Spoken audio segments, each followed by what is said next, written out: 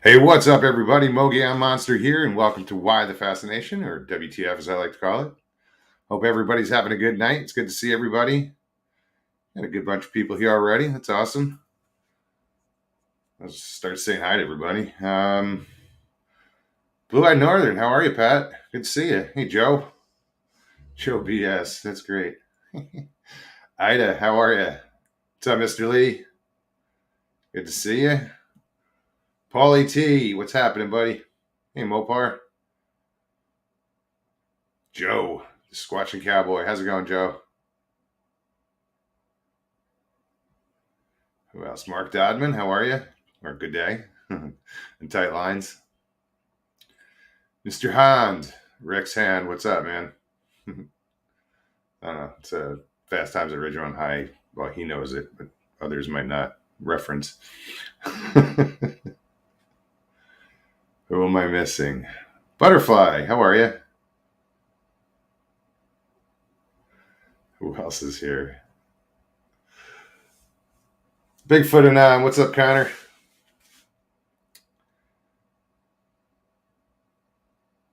Yeah, same old suspects, usual suspects. The One Man Band podcast. What's happening, man? Finally caught a stream, huh? Right on.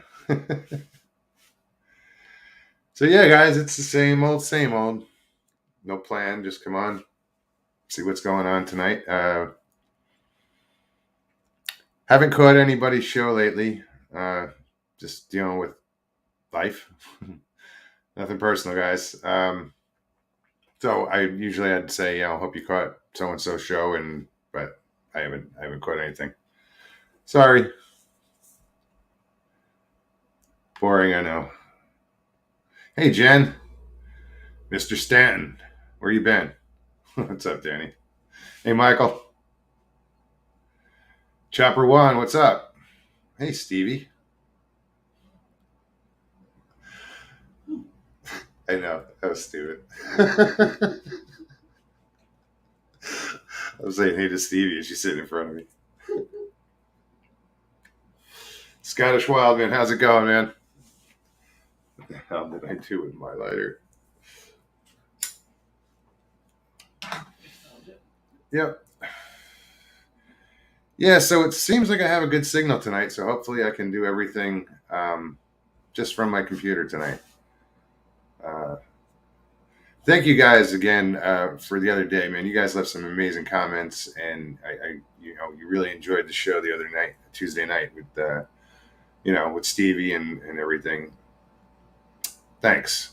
She appreciates it, 100%, and everything that you guys, the support that you guys have shown is just amazing. So, from the bottom of my heart, thank you. Um, it's good to know that, this family does look out for one another, and thanks. So, anyway, guys, I'm going to put the link in chat if anybody wants to come on and hang out, just bullshit, whatever. Just click on the link in chat and follow the directions. If you've never done it before, it's simple. And when you do come on, just make sure that YouTube's off. You're going through StreamYard because we don't want to deal with the echo. And I don't have my headphones handy, earphones. Uncle Bones, how's it going, man? Where are we at? Gotta copy this. All right. And the link is in chat, and I'll put it in there unless Mr. Lee or somebody can copy it from there and put it in, throughout the night. Feel free. Anybody can click on whatever you guys want to talk about. You guys know how it works. I know I got my buddy Claude. If he's up tonight, he might stop on. He mentioned he wanted to come on. Also, somebody else that wanted to come on either this week or next week. Buddy Jimbo. So I'm looking forward to talking to him when he does come on. He's been a great supporter of the channel, and I really love to thank him in person. I'd love to thank you all in person. So hey, if you ever donated, come on, Let me say thank you. Just click that link. Everybody just went, oh shit. Only Big Rob can do the links, huh? That's a little weird. How about that? Uh-oh. Confucius say. You'll understand in a second. Oh, good evening, grasshopper, Mogi-san. It is I, much Confucius one, sitting here, and must say, Confucius has knowledge for most of you, and you may not understand, but after this you will. Man on toilet smoking pot is high on pot.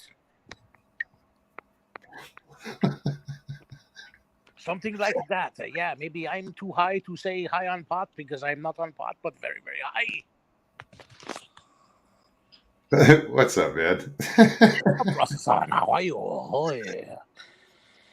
I'm good. I've been hanging out here over in the Orient, and I've turned from a pirate to a Confucius man. I'm very confused. I don't know if I'm Japanese or Tuesday, pirate. man. I could be turning Japanese, or who knows? I think so. I really, really think so. I think so too. Yes, you could blindfold me with the dental floss right now, which is why I don't show my face on camera. I'm not even going there, dude. Thank you very much. I wish you would not. But I must say that, I found out a lot of things since I become the Fuchsius one. I realized that there are two things on Chinese menu that any night of the week, especially Monday, Tuesday, Wednesday, one is available and one is not. You go into store on school night, way too young, not available. Way too old, available every night.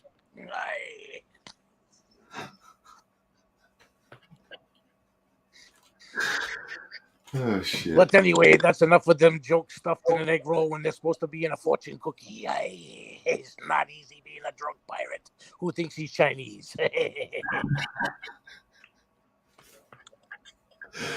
Oh shit, man! No, I needed that, dude. I needed a laugh. I'm glad you did, Russ. That's what I'm here for, buddy. I try, dude. I try. I know I'm not everybody's flavor, but hey, Mr. Lee. In case you were wondering, the Chinese menu doesn't matter. Squatch in South Florida. What's up, man? Hey, buddy, how's it going? My man, all right. Prima Song Young Guy is there every single day. Oh, well, Paulie, meet Squatch in South Florida. What's your name, dude? My name is Matt. Matt, right on. Paulie, this is Matt. Oh, hello, Matt. Hey, how's it going? I must say, whatever I do, my accent is very spot on, no? Stick Yes, with me. Who the hell asked you, you young scallywag? You don't know nothing about rum anyway.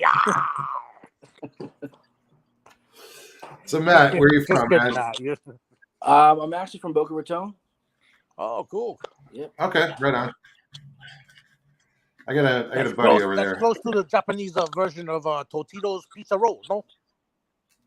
Boca Raton? Yeah, pizza roll. Very close. So, okay, Paulie, let's let Matt talk, all right? No problem, dude. I'll say goodbye, and you guys can have a serious conversation.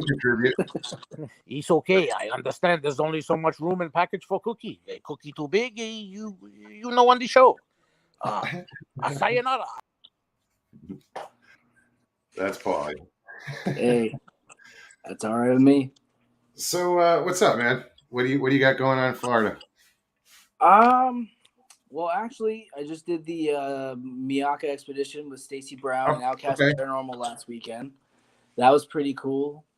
Had some really strange things going on. Really? Yeah.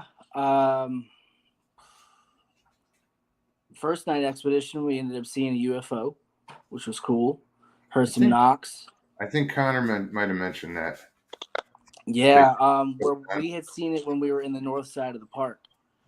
And we watched it for about 5, maybe 10 minutes where it was, and we tried to move out back towards the road so that way we could see it. And by the time we got there, it was gone. And when we got back to the camp, the people that were still there at camp said that they had seen it in the exact position in the sky that we had seen it too. So What that did was it? pretty cool. What kind did you get any detail on it, or was it just a light? Or It was just a red light. We noticed it that it was staying in one position, then it would move to the right, move to the left, move to the right, move to the left, and it was kind of like right above the tree line where we were seeing it. So I was like, all right, well, what could this possibly be? So that's why we moved, and when we moved, it was gone. But it was the crazy part was we had just got back, and then everybody that was there at the camp before we even got the chance to share the story. They said, "Oh yeah, we seen a UFO. It was over there by Orion's belt, and we seen it hovering there, and then it just streaked off like a meteor in a red streak." And we were like, "All right, yeah, okay, we weren't losing our mind." streaking off. That's When you guys were under the canopy, you didn't see it. That's cool though, man. That's Yeah, I was it was on pretty cool. I was on my way to come down there, and the truck broke down. So Oh man, that's a yeah, shame. yeah. So we didn't make it. We had to rent a truck, and we ended up in a hotel that for the rest of the weekend. Oh man. Yeah, I was looking forward to it. It was a last minute deal. We were like, you know what, screw it, let's go. And we got shit 10 miles out of town, and we broke down. Oh shit, that's the worst. But it's the park's there if I ever want to go. You live close to the park? No, I'm about 3 hours away, but yeah, well, me too. it's where you said you're in Boca, so you're on the East Coast, right on. Yep. Yeah, I haven't been over that way yet. I have a buddy that lives in Boca. I gotta get in touch and hook up with him. I want to say hi. We were roommate or not roommates. We were neighbors when I lived in Tennessee. Cool. Yeah, he has a glass company in Boca. They do shower doors and stuff like that. Sweet. Yeah, I worked with him in Tennessee, and then he went back to Florida. And I came here from Arizona about 8 months ago. Oh, nice. I'm getting ready to go back to Arizona. I mean, dude, I love the shore. I love the beaches. I love the fishing.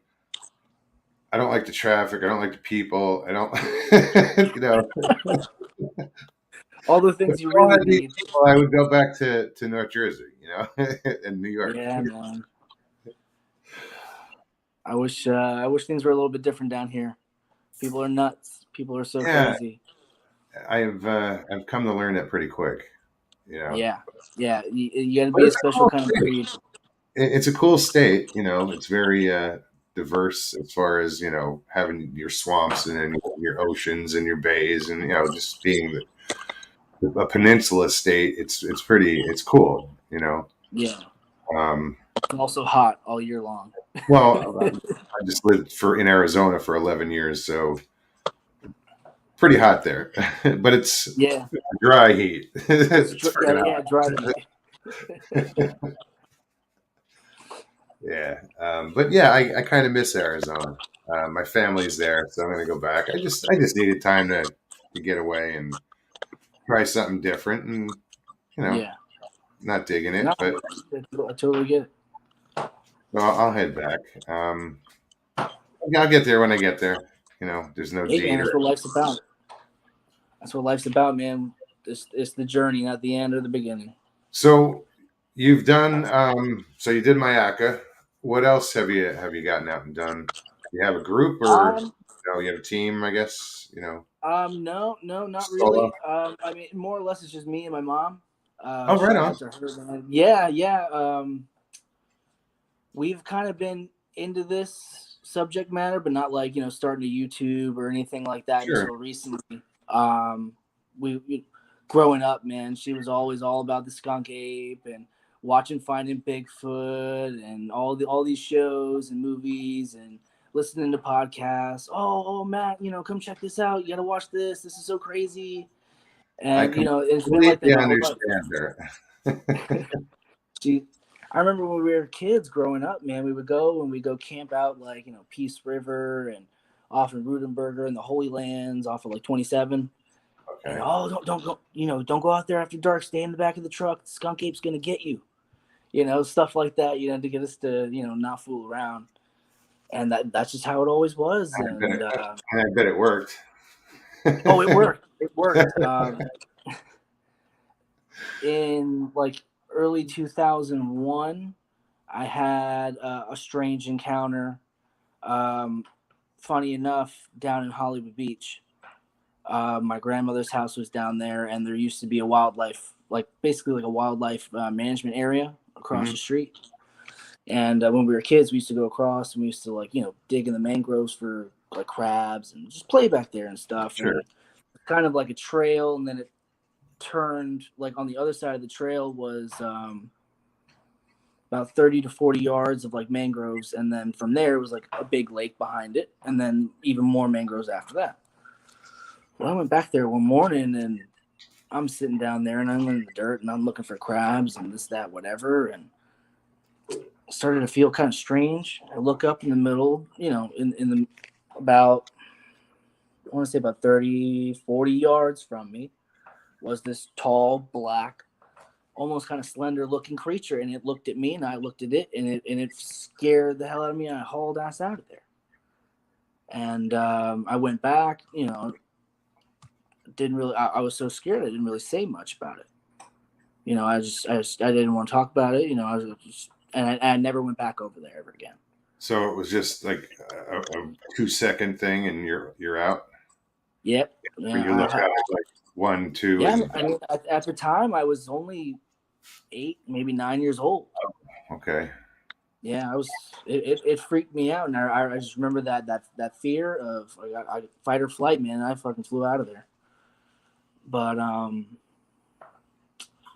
that was like my first kind of okay. What was this? And talking about it, with people later on. Oh well, there was some escaped monkeys that happened during Hurricane Andrew back in '92.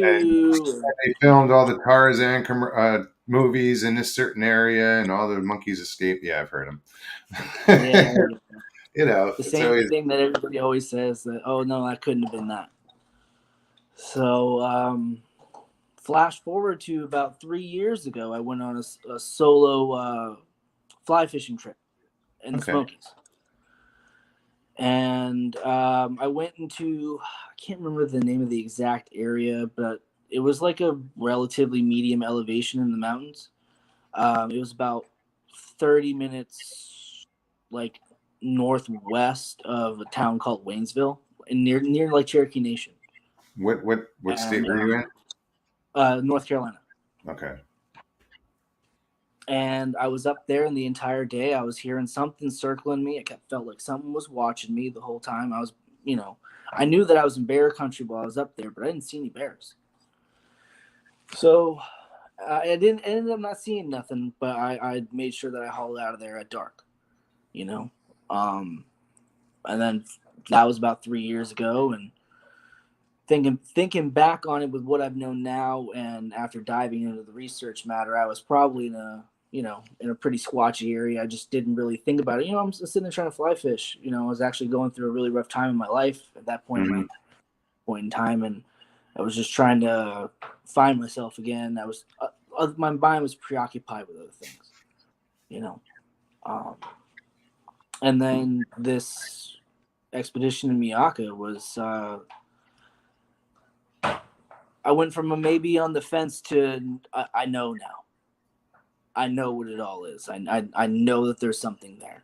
Now, what that something is, I can't say, but I can definitely say that I've experienced some things that really blew my mind.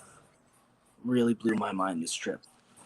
Here I was thinking, oh, maybe I'll get lucky and maybe hear a howl off in the distance. No, that was the very. Sorry, my cat is insane. He's insane. We have over my laundry room, I have like just this tiny thin bar of like drywall, and he feels the need to scale the wall to climb up and get on it. He's crazy. Sorry about the noise. So Good. we had seen the UFO. We get back, and we're all kind of we go over to this the Tatum House that's there, and everybody's trying to perform. I guess it's called like a seance or something like that. I've never done any sort of paranormal research or anything like that. Were they doing a seance or were they doing like a voice? I mean, I know they had the spirit box spirit going. box. Yeah, they had the spirit box going, and I forget, it's like almost like a little puck with an antenna. They had that going, and an EMF Oh, yeah. reader. EMF, yeah. And they were trying to do that, and on that, I ended up catching an EVP. It was like a type of noise. And, Was it? It was like, in response to a question. That's what I was going to ask. Yeah, and it happened in two different parts of the audio that we captured. The strange thing was that I had my audio recorder going and I had my headphones on, and I felt it like whisper this moan into my ear. And I turn around and I look, and my mom, who's sitting beside me, she had heard it too, and she's looking at me like, "Oh my god, what was that?" And I'm like, "I don't know." I'm like, "I don't know what to do here. This is my first time, and I'm not liking this." But that was cool. We actually at that same thing, we ended up having a rocking chair move by itself. Oh wow! Yeah, and it ended up draining another gentleman who was there. It ended up draining his camera battery completely. He had just changed the new battery and it drained it. You hear After that? that, It's amazing how many times you hear that, about draining batteries. yeah. And it makes sense. I mean, if that's what they need to manifest things, or We're all energy. If they're still here, they need to find energy some way. Sure. I mean, I imagine that they experience a lot of people going out there and calling on them and trying to interact with them. I imagine that they use a lot of energy for a spirit. It's not like they can eat per se. How we get our energy. I mean, I've witnessed, physical manipulation of, like, I've seen what they can do as far as like moving an item. Like you said, you saw a rocking chair. I saw a cork fly out of a bottle at the same time. Wow. They made the music get loud, in a bar, and it was, at the same exact time. That's crazy. Yeah, I've told this story. It's on some other shows I've done, but yeah, I've witnessed that physical manipulation. It's pretty crazy. You're like, wait a minute. Yeah. It makes you wish you had. It makes you double take. It's so you're like, wait, what? But there were witnesses who were just like, what the hell just happened? And I'm laughing because I know what happened. Yeah. But yeah, the whole Bigfoot thing, I was like, if I'm willing to give, credence to the paranormal, why not something that's flesh and blood? So I got hooked on listening to Bigfoot stories, and here I am. Yeah, absolutely. It is. You do kind of get hooked on it. In what I felt like personally was that after I had my own like for sure like validifying experience, now I'm even more hooked. Well, I think it's going to do one of two things. It's going to send you packing, or it's going to send you forward. Deeper. Or some people just are indifferent to it. Like I have a roommate who saw it and he doesn't want to talk about it. Yeah. He called me up and said, "Dude, this is what I saw." I was the first one he talked to, and he was pretty shook up about it. And I tried talking to him, maybe a month later, and he was just like, "Nah, I don't want to talk about it." I'm like, "Okay."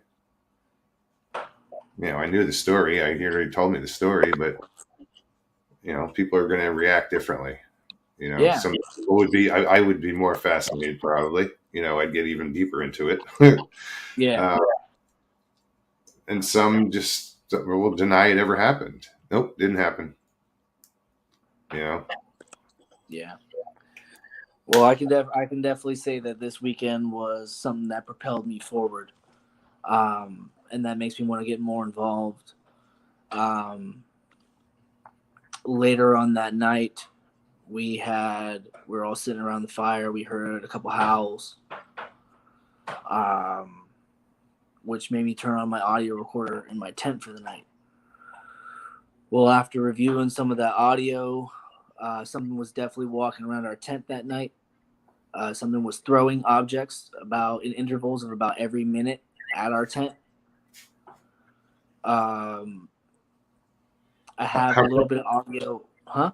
How close was the walking? Was it like a right outside the tent, or I mean, It sounds like, well, we put our tent that maybe 10 feet, 15 feet from the tree line, and it sounded like it was in between that.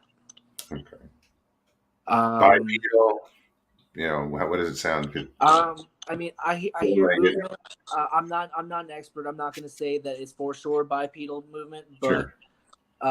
Given the findings of the next day and everything that we found the next day, I want to say that that's what it was. It was a bipedal, steps. The only thing that I can say for sure that was in there was something was being thrown in our tent that night. Like it was trying to wake us up and give us, get our attention. The next morning when we woke up, somebody, I think it was Tiffany. She was, I guess she went back into that area that's like right behind our tent, and she found some prints. One of them being a really awesome print. I actually have photos of it. And took a measure. It was about 10 and a half, almost 11 inches. Do you guys do castings? We did not. The best print that we got was it wasn't very deep, and the ground was wet out there. So it wasn't very good conditions to do a cast, but we got measurements, we got pictures, and hopefully that's enough. It was clean and crisp. You can see toes on it. And in that same area, there were some tree structures. One of the things that they apparently like to do there in the Miyaka is find like a Y in a tree, and then stick something in the middle of that Y. A lot of those were found in that area. Some fresh tree breaks and things like that. What would they put in the Y? Like another log. Okay. We actually found a tree branch that was stuck about 6 inches into the mud right next to a pair of what looked like juvenile prints. We had to kind of rule out those juvenile prints because there was a possibility that it could have been a gator because it was near some gator, like actual gator tracks that we could verify were gator tracks. So we kind of just ruled that one out and said we weren't going to include that one in the rest of all, of our findings. But it was strange that it was right next to a log that had been snapped off of a nearby tree that was pushed in 6 inches in the mud. I'm all for a log, possibly breaking from some wind and falling flat and laying flat. But when it's standing perfectly up, like it was a pencil dropped in, 6 inches deep, and it's a branch about that big around, that was a little strange, a little suspicious. Yeah, it was a little suspicious to say the least. I was like, okay, well. Because to me, what it kind of looked like was might have been a juvenile climbing in the tree, and it broke that branch, and that branch fell with it, and he tried to stick it back up. That's just me. Interesting theory. Hey, I'm trying to put the pic, you can't rule anything out. I mean, yeah, any option you could think of in that situation is a possible, answer. I just gotta say hi to some people. Patrick Vaughn, how's it going? Hey, Flat Rock. Emma, how are you, hon? Who else has showed up when I wasn't looking? Trash Basher. Bastard. Trash Bastard. Friend of yours? Yeah, he's a friend of mine, yeah. Just guessing. Well, Trash, if you haven't subscribed, do, since you're Definitely. here. Who else did I? Sandra Piper, Barry Browning. What's up, buddy? Richie Evans. What do we got? 50 watching? Right on. Chocolate and cheese. How's it going? Just double checking. Flyby Stew. What's going on?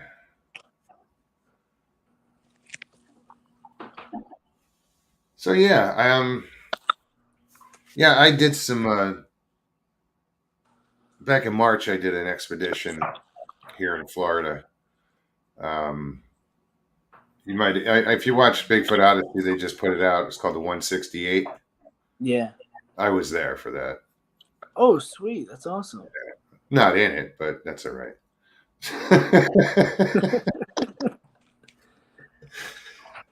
You didn't make the cast. No, so it was cool. Like that was my first time really exploring in Florida. Yeah. No, I made the cut. I'm on the editing room floor. It was a cool experience getting into that different environment. I'm used to like, I grew up with woods like in New Jersey, which is just like the North Carolina woods, or Yeah. most they're very similar. But now the last 11 years I've been in Arizona, so it's a little different. The terrain and the environment. But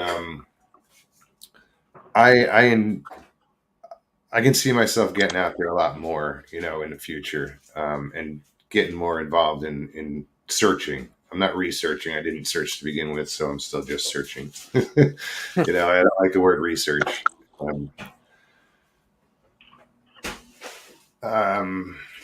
I would have liked to have seen a little bit more here in Florida. I did experience some weird things over in like Webster. I don't know if you're familiar with that area.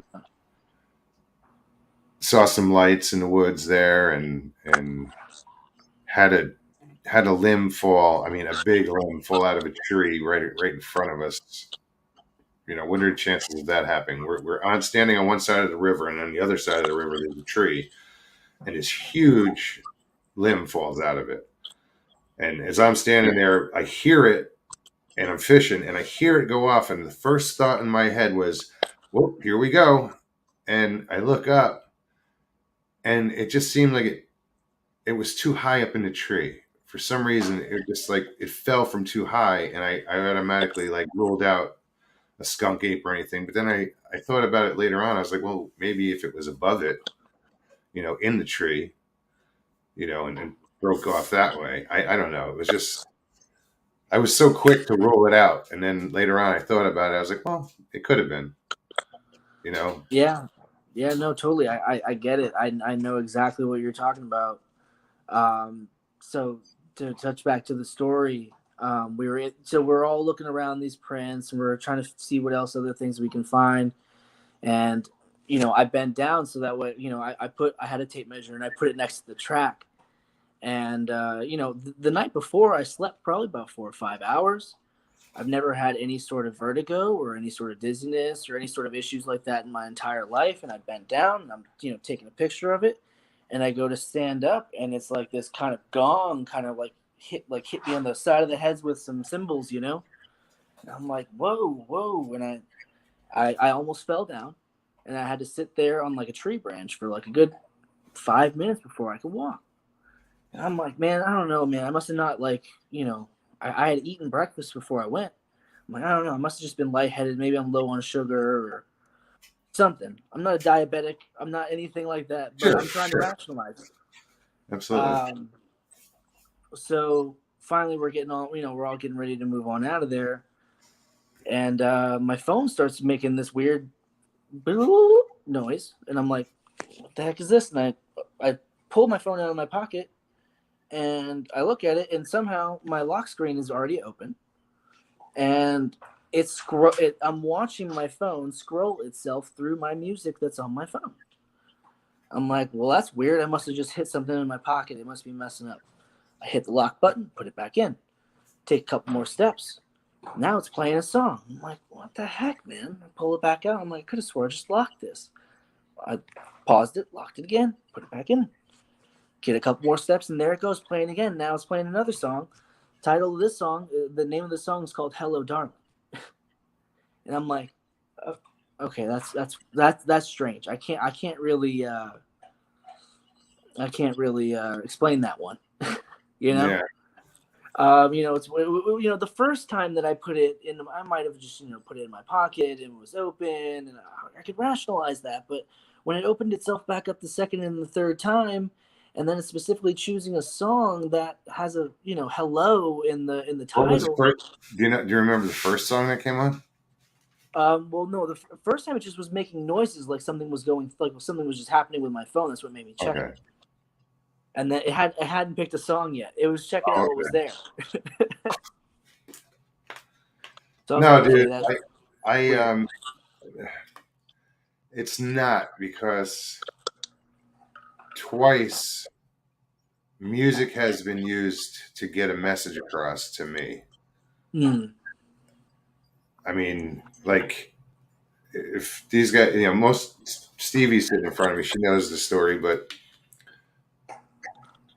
I had a string of events happen, and then by the end of these events, it was confirmed by a song playing. Like we knew what it was. I don't want to tell the whole story again. So yeah, no, understand. But my email is in the description or somewhere on this page. You ever want to hook up, and I'll and talk. I'll tell you the story. It's pretty cool. Yeah, man, But absolutely. music was involved. Even the title of the song. It's just it's weird how they use whatever they can to get their message across. Yeah. Because it was like when I said that I said earlier that the cork went up and the music got loud. Well, the music got loud, but the song that was playing was the important part. The name of it. So it was just bizarre how they chose to, And I know it was I believe it was my mom. The first time and the second time that this weird shit happened. So yeah, I can talk about this shit all day, but with some experience. But then I get into the Bigfoot subject, and when people start talking, I just shut up and listen because I don't know enough to speak on it. So I listen and I learn, because I get a lot of educated people here that have had experiences and to this day are still going through experiences. And I just can't help it. I just like sit here like, listening to what everybody has to say, because it fascinates the shit out of me. Yeah, and that's how I felt for years now. It's just a fascinating subject. It's like kind of like watching a train wreck happen almost. Like it's one of those things that you have to watch, but you want to look away, but you can't. It's like it's funny because my mom and I were having this conversation on the way up. It was like, man, there's this pull, to get us to go.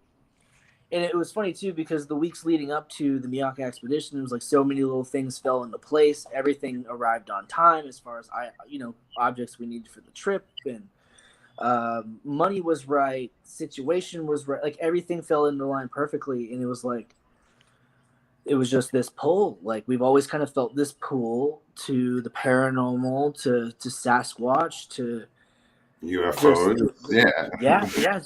It was like everything lined up for us to get to that moment, to experience the experience we had. I don't want to say anything other than an experience. Like my people that I've talked to about it so far, they're like, oh, like wasn't that so scary? Like, weren't you afraid and this and that? And I was like, I wasn't really afraid, because how many times was I alone and they had the opportunity to do something bad to me and they didn't. Yeah. No, hey, I'm not saying that bad things don't happen. I'm not saying that, but I'm just saying, me personally, the way that I seen it is that if I was in some sort of danger, I probably something would have happened. Sure. I didn't get the vibe that anything was more than just curious as to who I was on their land. Yeah. because And there was a point. And it's weird how, like you reacted that way because that's the feeling you've got, but other people like panic Yeah. or, just, get that primal fear. And I've had that once, but it wasn't out in the woods. It was in a house, you know. Yeah. Um, it's weird how people react to different situations. Um, anyway, I'm always looking at chat, dude. I'm Yeah, trying to no worries. For whatever reason, I can't see the chat. go I to. can't. It'll say comments. You can see if you go to. It'll say comments on the right hand side. If you Oh, click there on we that, go. I you see can it now. see it, but you can't participate. You can't type. You can't Yeah. chat from when you're a guest. Kind of sucks. No worries. Claude Naw, what's up, buddy? Good to see you. So what are you saying over there, Stevie? I'm looking at chat. You starting a channel? I'm eating my peanut butter and crackers. No, in general. Hey, Chris. Still crazy Chris in the house?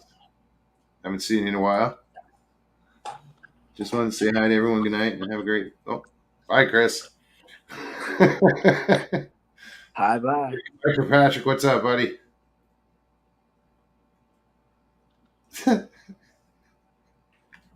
Mike says, I believe anything can happen when I saw an old man sneeze and his eyeball popped out.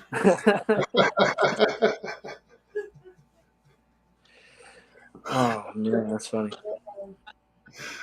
Oh, shit.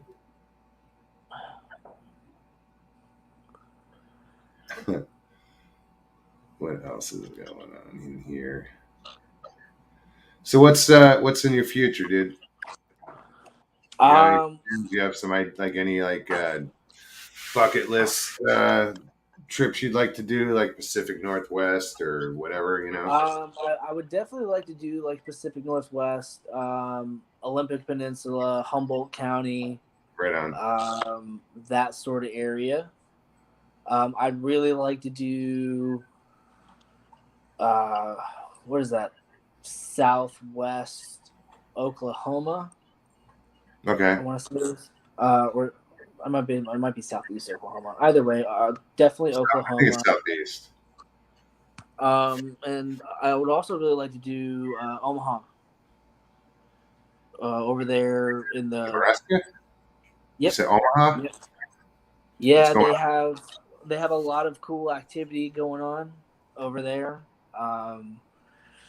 The group was called Red Squatchin'. They've been around for a while. I've seen a lot of documentaries. I really like their approach. I like how they have a very respectful and spiritual aspect to it, because I definitely think that there was a spiritual aspect to everything that happened with me this weekend. When me and my mom, we first arrived to the campsite, we actually took the time to sit there and we spoke to the Sasquatch, Skunk Ape, whatever was there. I did that the last time I was in the woods, dude. I put it out there, and I did the same thing. and it was funny how, we basically came and we said, hey, listen, we're curious about you. We mean you no harm. We understand that we're in your home. We don't want you to feel like we're intruding. We just want to get to know you a little bit better, and we're gonna do our best to have as little impact on your home as possible. It's like you read what I feel like you're saying what I had said the same night that I had said what I said. I'm like, what was this guy watching? Well, yeah, I was like, I'm here. I'm here, and I heard that they're called the people, so I referred to them as the people. I said I'm here to meet with the people, where I'm interested, and I come,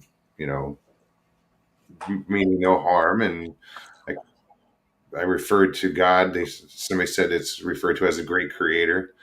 So I said I came here in the name of the great creator to, as a student and as a teacher, because they don't know everything about us or whatever, and just to try to bring them in instead of me going out looking for them.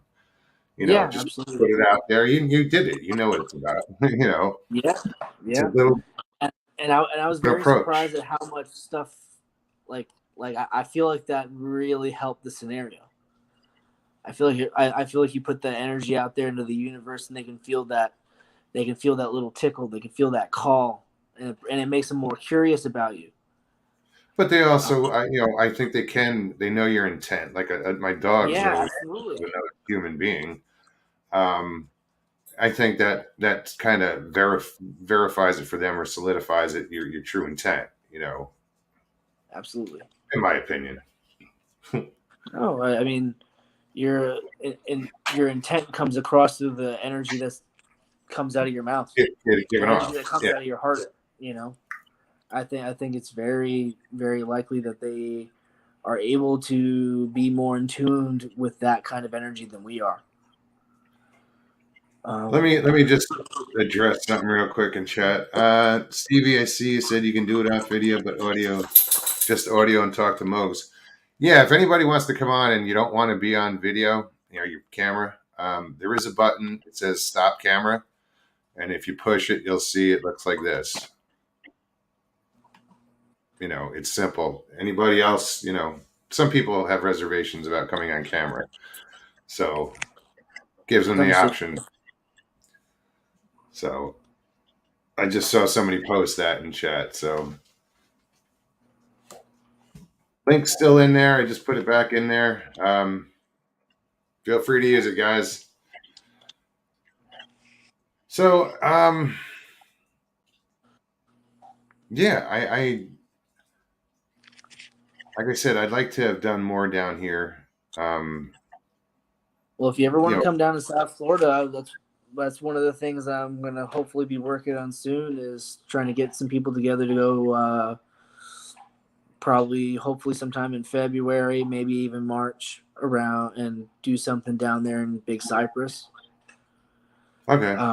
There's a couple people that I want to try and reach out to from the native tribes down here.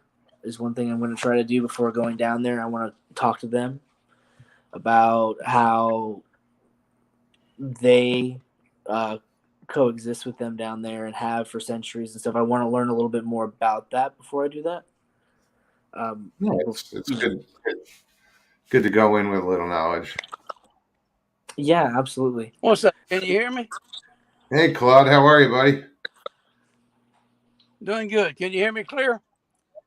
Yes. Yeah. Oh, okay. Last time I tried this on my phone, it didn't work real well. No, I'm surprised. It sounds good. I may have had a bad signal last time. I don't know. Anyway. So you're over in Baton Rouge right now? Yeah, I'm over here for the weekend. Camped out at Walmart tonight. Right on. Hey, why not? Yeah, it's cheap. Yeah, they just get upset if I put up my pop-up. Really? I don't know why. I don't know. I never tried it. I watched the guy in Cody, Wyoming, set up an A-frame at Walmart. I mean, he pulled up. Oh, yeah? They camped out for 2 days. Nobody said anything. So, wow. But I'm I know there was some areas. I'm kind of low key in a van with 2 brightly colored kayaks on top of it. I'm kind of hard to spot. A little less conspicuous. Yeah. I started spray paint free candy on the side of it, but I figured, well,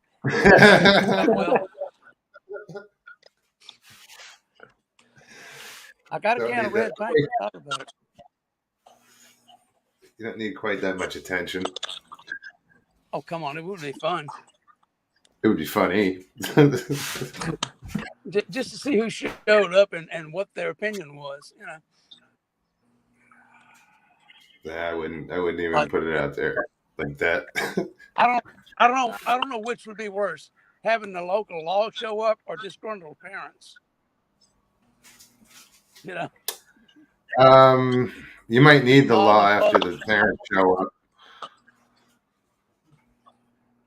Might be better off with the local law, huh? Probably. Yeah. They're not gonna. Well, I don't know how they'd react as long as the cops aren't parents too. Yeah, So that could be real ugly. how's the walking stick business doing? I've seen some of your work. It's pretty good, man. Doing good. Thank you. I appreciate that. Got a couple of new ones I hadn't posted on Facebook yet. Uh, and they're all different. Every one I do is different from the last one. Uh, the Devil's Walking Stick I ended up giving to Lauren Smith. I saw her up in Texarkana a couple weeks ago, and gave her that one. It's feather light. I mean, it is incredibly light. Really? She took it out on a test hike, and she said it worked out real good. So, What's it made of? it's called a Devil's Walking Stick. Literally, it's a No. yearly plant. Oh, okay. I'm sorry. Okay. I wasn't sure That's the name of the that was plant. the name of the plant. I just thought you named the walking stick. Right on. No. That's actually the name of the plant. Okay. It's a salt. It's got like a pithy center on it, so it's very light. It's not solid wood, but it has a like a wooden tube that runs the length of it. It's pithy on the inside and on the outside, but that wood tube, it's like a straw in there. It's very dense and very strong, so it makes an interesting stick. That's cool. But Yeah, there's gives me something.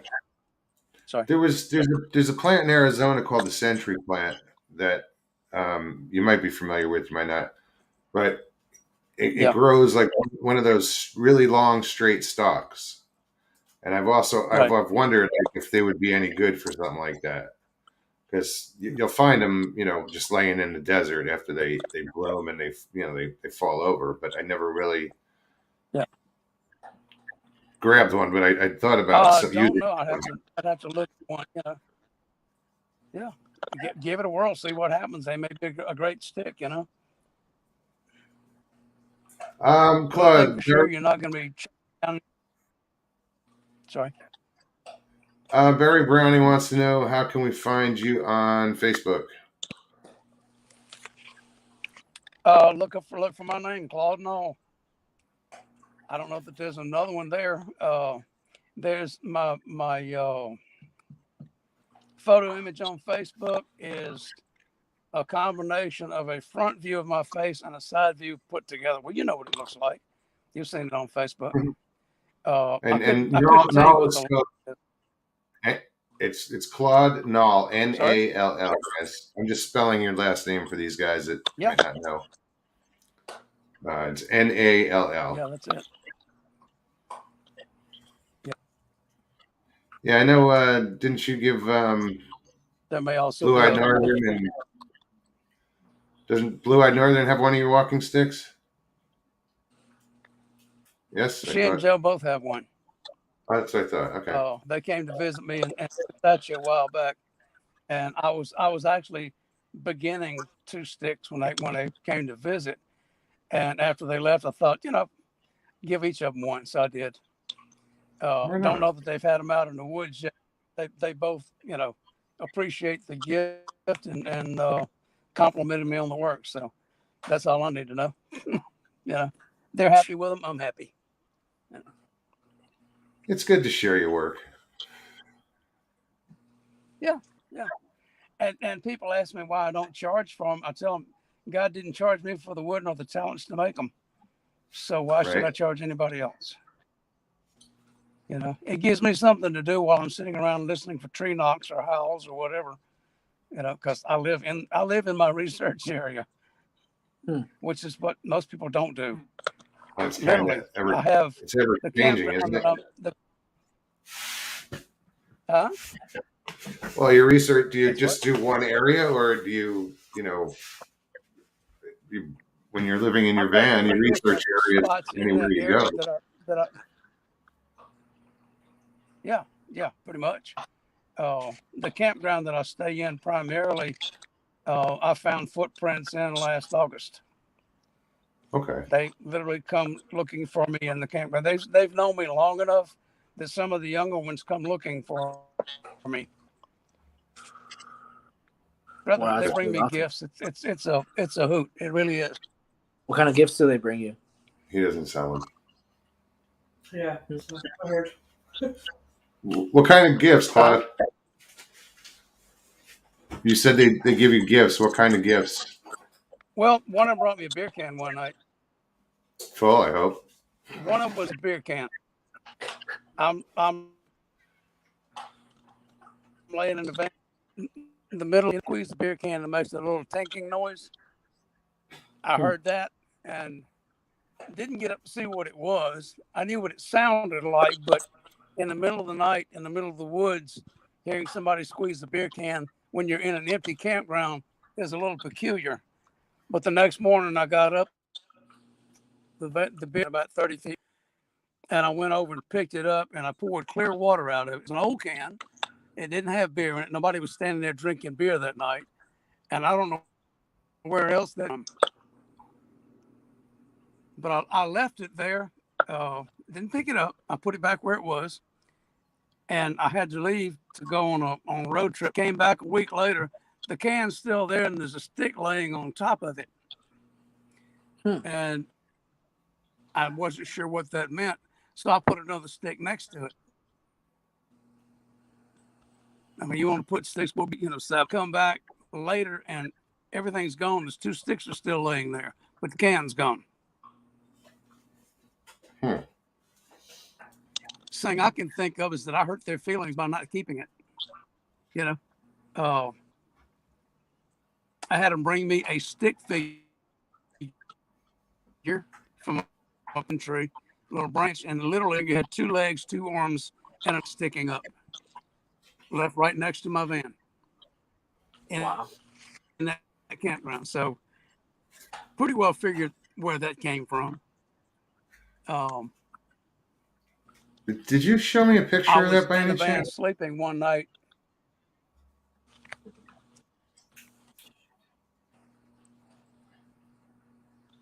Go ahead. You were in the van I had sleeping? the side window open. Sir? Hello?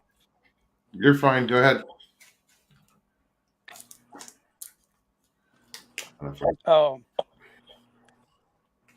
Anyway, that van, if you tap on it, it makes a ringing sound because of the tempered glass it's made of.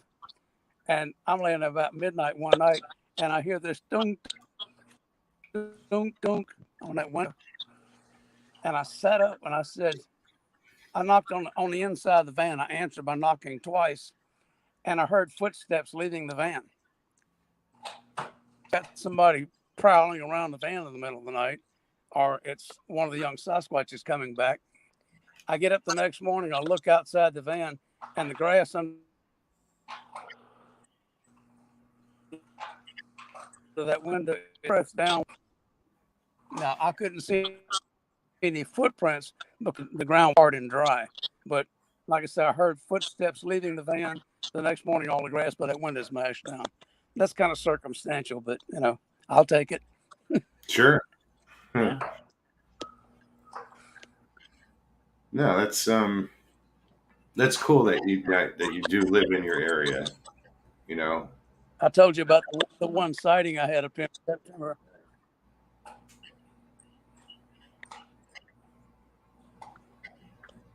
Say that again, Claude. I'm sorry, what'd you say? If that didn't come out, I didn't hear everything you said. All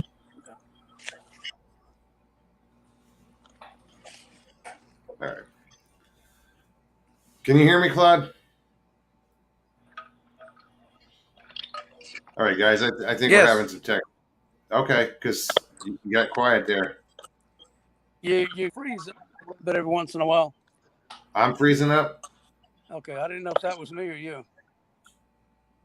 Yeah. Well, it looks like I have a good signal. I don't know, but you said you told me the one story, and that's kind of the last thing I heard.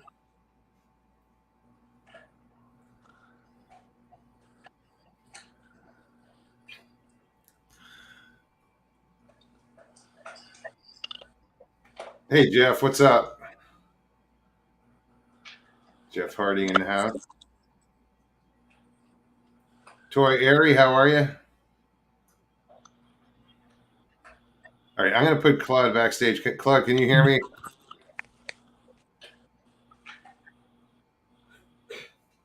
All right, I got to put Claude backstage for now. Sorry about that. I've had problems in the past. When it's hard to get certain signals somewhere. He's just said his device is disconnected backstage, so we'll try to bring him up in a little bit. So, how'd you find out about my show? That would actually be from Bigfoot and On. Yeah, man. Connor said to me, I was talking to him earlier today, and he was just like, "Yeah, man. I think I have a show that you might be able to go on, man. I think you'll go out there and you'll do pretty good." So I was like, "Yeah, man. I'll give it a shot." He was like, "Yeah, it should be around like 8, 9 your time, or 9 or 10 around your time." I was like, "Okay." So 10 o'clock rolls around, and I'm like, "Okay." I figured he would have, sent me the link by now. I'm sitting here waiting. I'm almost falling asleep, and I hear my phone go off. Oh, here's the link. Go hop into it now. And I'm like, oh crap, man, I gotta get out of bed. I was like, oh man. So you just jumped right on. You weren't in chat or anything. Nope. I just jumped right on. Yeah, Right on. man. Oh, good for you, So man. I guess how the rest of the story goes.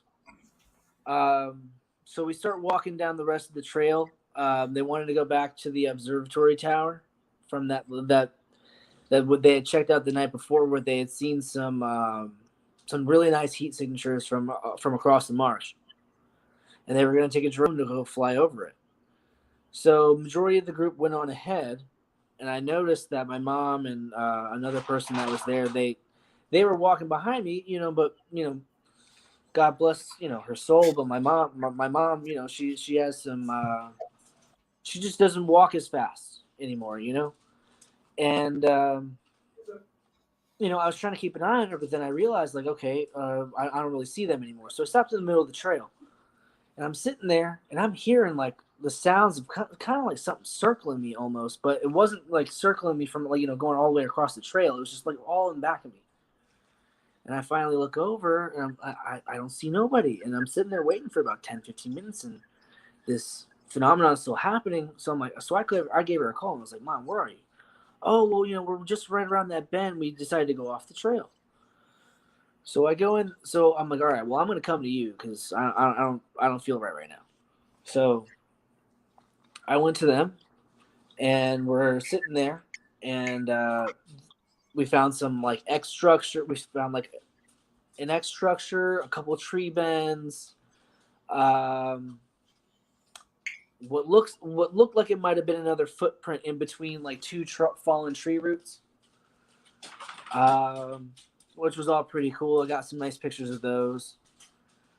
So then she said that she was gonna go back to the camp. And I said, all right, well, I'm gonna go try and find the rest of the group. So she splits off one way down the trail, and I split off the other way. I'm walking down the trail, and I hear my phone go off again. And it was just like a text message came through, and I look at it and I open it up. I don't know if you've ever heard of the app. It's called Marco Polo. No. It's an app that allows you to send, like, to do video messaging. You have to, like, watch the whole video and stuff like that. Something my mom, she I guess her friend got her hooked on, and they had me get on there so that way I could, like, send them stupid stuff, because that's what I like to do. I like to just joke around, send stupid stuff, like me painting my face in camouflage and sitting outside in my tree smoking a cigarette, like, stupid stuff. That's what it's for, Sure. But it was the very first Marco Polo that my mom had ever sent me. She sent it to me in a text message. And I'm like, why is she sending me this right now? So I called her up and I said, Mom, did you just send me a Marco Polo? She goes, no, you sent me one. And I was like, no, I didn't. I don't even have the app downloaded right now. It's backed up into my cloud. No. And I'm like, yeah, I didn't send you anything. She goes, all right, well, I'm headed back to camp. And I was like, okay, that's weird.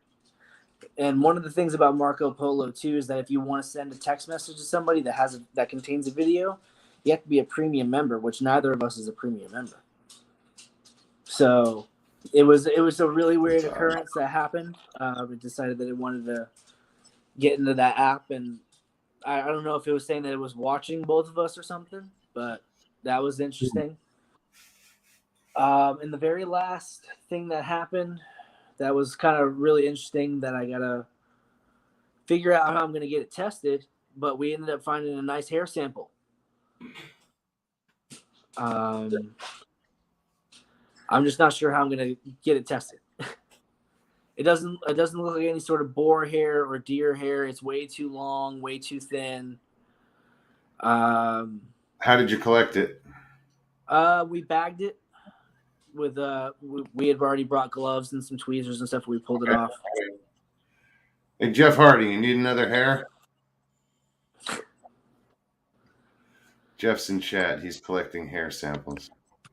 Hey, if I can get your information, I will. Yeah, I mean, he's doing it from on his own research, and but he's set up with a university and that is willing. They're going to test all these different samples that he collects, and they're doing this whole project. So that's awesome. Is it just one hair? I don't know what if there's, no, it's an entire like clump of hairs all together.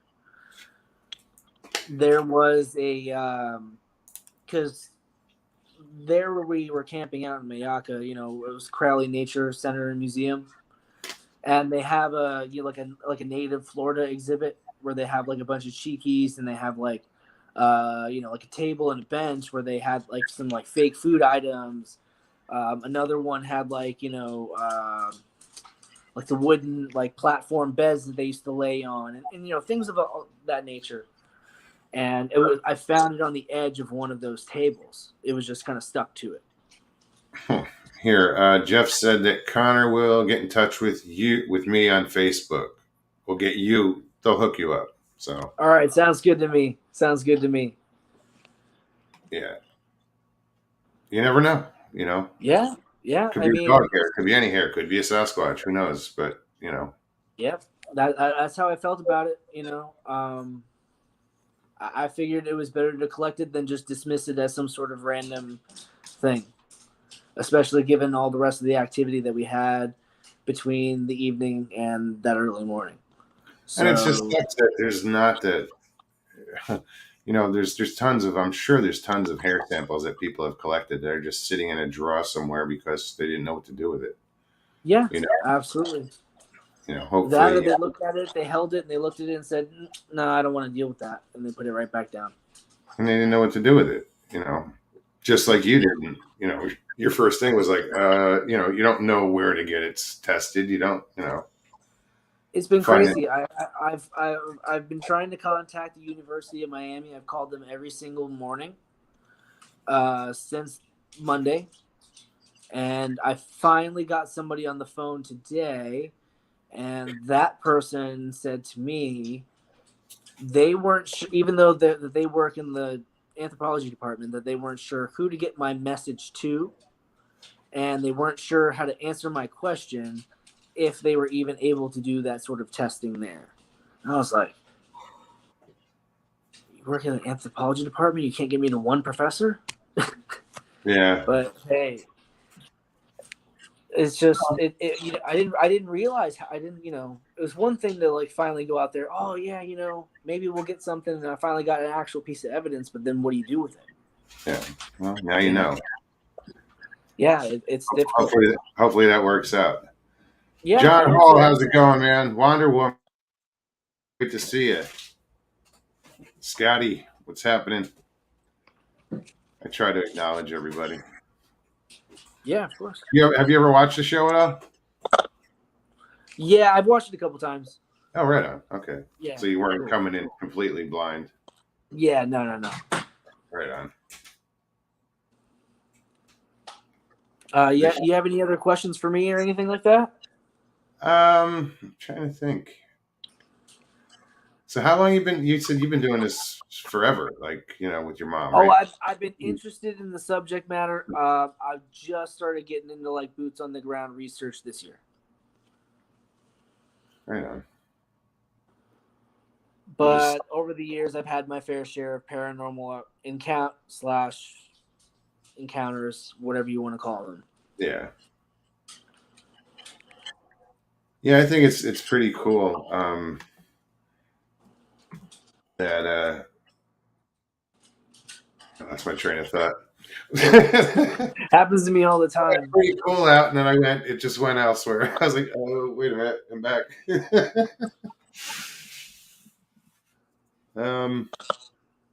Yeah, guys, if you have any questions for Matt, feel free to put them in the chat, but put them in caps so we can see them. Claude, I apologize. You got cut off there. Bad signal. And do you have YouTube going? Because I'm hearing echo. No, I don't have anything going. Yeah, it's whenever I talk, I'm hearing an echo. Why? That's weird. It's all right. Caucasian Sasquatch, how's it going?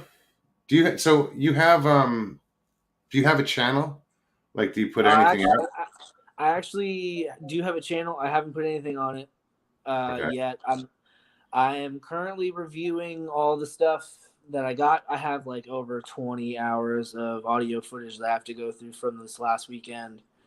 And then I'm going to post, I'm going to do something nice. I'm going to do a nice video and kind of get like a bit, some actual footage of me and my mom going over everything that we encountered over the weekend. I figured it'd be a nice way to, get our first video up there on the channel. Awesome. But I definitely want to start posting more, getting involved. Maybe and is this going to be the channel name, Squatch in South Florida? Yeah. Okay. Well, there you go, guys. I mean, he's got the channel, so if you want to subscribe, yeah, feel free. You guys will see the first video when it pops up. I get a lot of new channels going, or when they first start off, they end up here. Hey, man, it happens. No, it's great. I love promoting. I'm still a tiny little channel, just having fun. Yeah. And yeah. I encourage people to start new channels. Yeah, man, it's important. It's important to keep the subject matter alive. Yeah, but if you're going to research, like I think doing it in every like the way you're going to do it, like you go about it spiritually, like I did last time. It's a different approach, and I think maybe that's what it's going to take. People are approaching it from all these different angles. Someone's finally going to nail it, and figure out the right way to do this. Hopefully. Or maybe it's a combination of all the above. Maybe do it from a scientific / spiritual standpoint. Maybe we need to start finding a way to meet it all in the middle. That's hopefully my goal. But the approach in general, it's a good idea, I think. Yeah, I agree. The spiritual side of it, anyway. I don't know why. I just have a strong. You just have the feeling. You have the feeling. Yeah. that feeling in your gut that just tells you that that's just the way to do it, and that's exactly what we had. Wonder Woman says, Mogs, pit stop in Texas on your way to Arizona. You know what? There's a good possibility I will, Kathy, because I'm not going to be in a hurry. I drove like a bat out of hell for 2,500 miles to get to Florida to do that expedition. And it was actually to drop off my pop-up. I wasn't even part of the expedition to begin with. But they had some people dropped out and they asked me to stay. So I was supposed to stop in Texas on the way out and meet some people. I didn't have time. So that's why Kathy was like, yeah, on the way back, stop.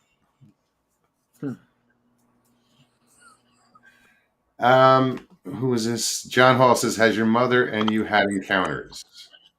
If you're talking about a class Class A sighting face to face. My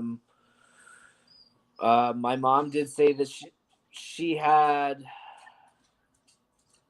can't really describe what she saw. It was late at night on a levee back in like the early to mid 80s. It was out there in the middle of the dark on a levee, and she seen something with red glowing eyes in the middle of the levee, and it freaked her out. And that was one of the things that got her involved in the subject matter all these years ago. And I don't know if you tuned in the beginning of the show, but I did have a sighting of some sort. I can't tell you what it was exactly. I was 9 years old at the time, but it was much larger than me. It was very scary looking, and I ran. You know that I can't tell you anything other than it was tall. It was large. But it wasn't like the hulking figure like people describe, like it was barrel chested. You know, it was more of like a slender type of bipedal being, and that's about as best I can tell you from what I remember. It was just the thing that freaked me out the most was the eye contact. I did. You remember what the face looked like? It wasn't really that much different than ours. Okay. If like is what I remember. It was just scary. It was just. Oh, at 9, yeah. I guess it would be. I remember it looking at me like that feeling where a head turns and snaps and look at you, like when you're embarrassed in your third grade class and everybody turns their head and they look at you. It was kind of like that type of feeling for me. I can't really describe it better than that. That was so long ago for me. Sure. I'm almost 30 years old now, so over 20.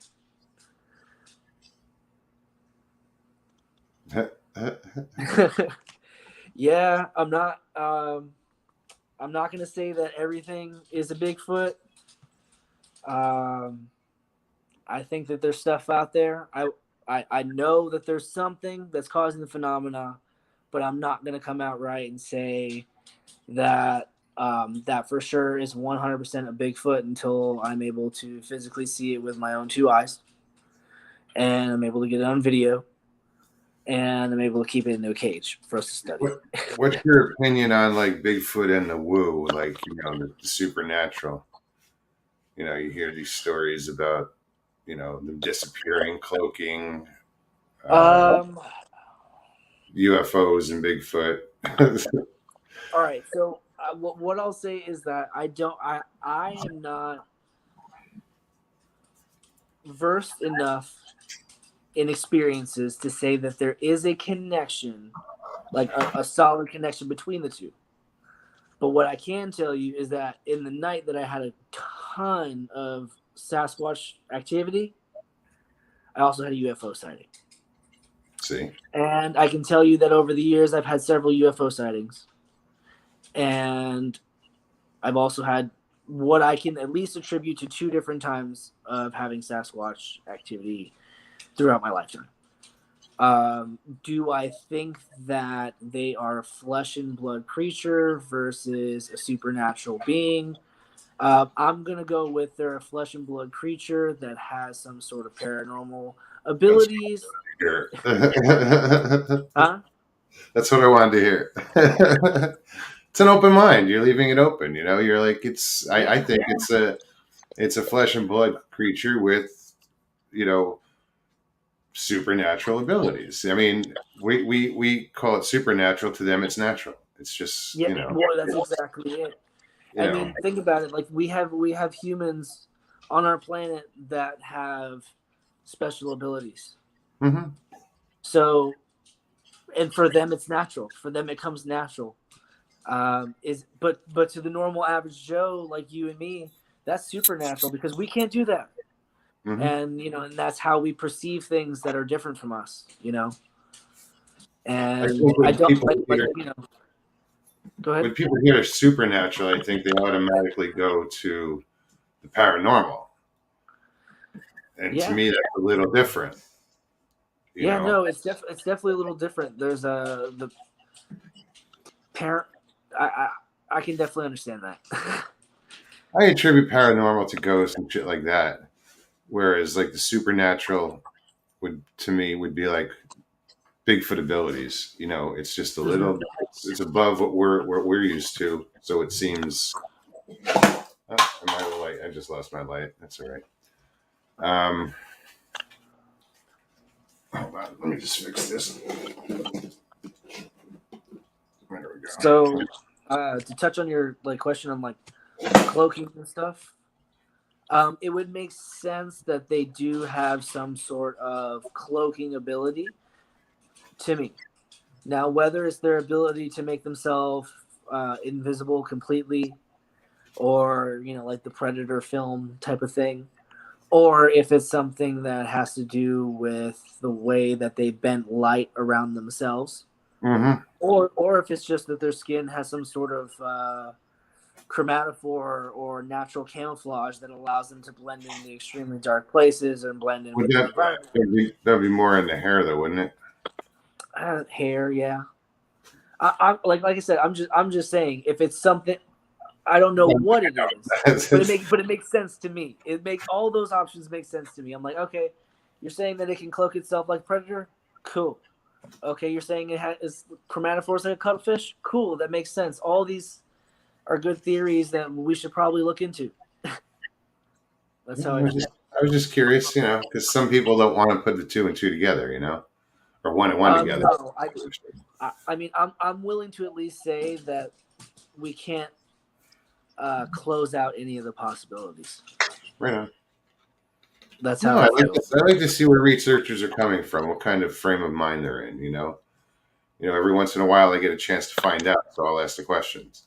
Yeah, You know, just to because some people approach this in odd ways, and but to go into it, I think when you're going into it with an open mind instead of just it's flesh and blood or it's something else, or you have to go into it with an open mind, because yeah. when some of those questions might get answered, otherwise if you don't have an open mind and the weird shit happens, you just end up with more questions. That or you end up traumatized. That too. I mean, I try to keep an open mind with most things. Like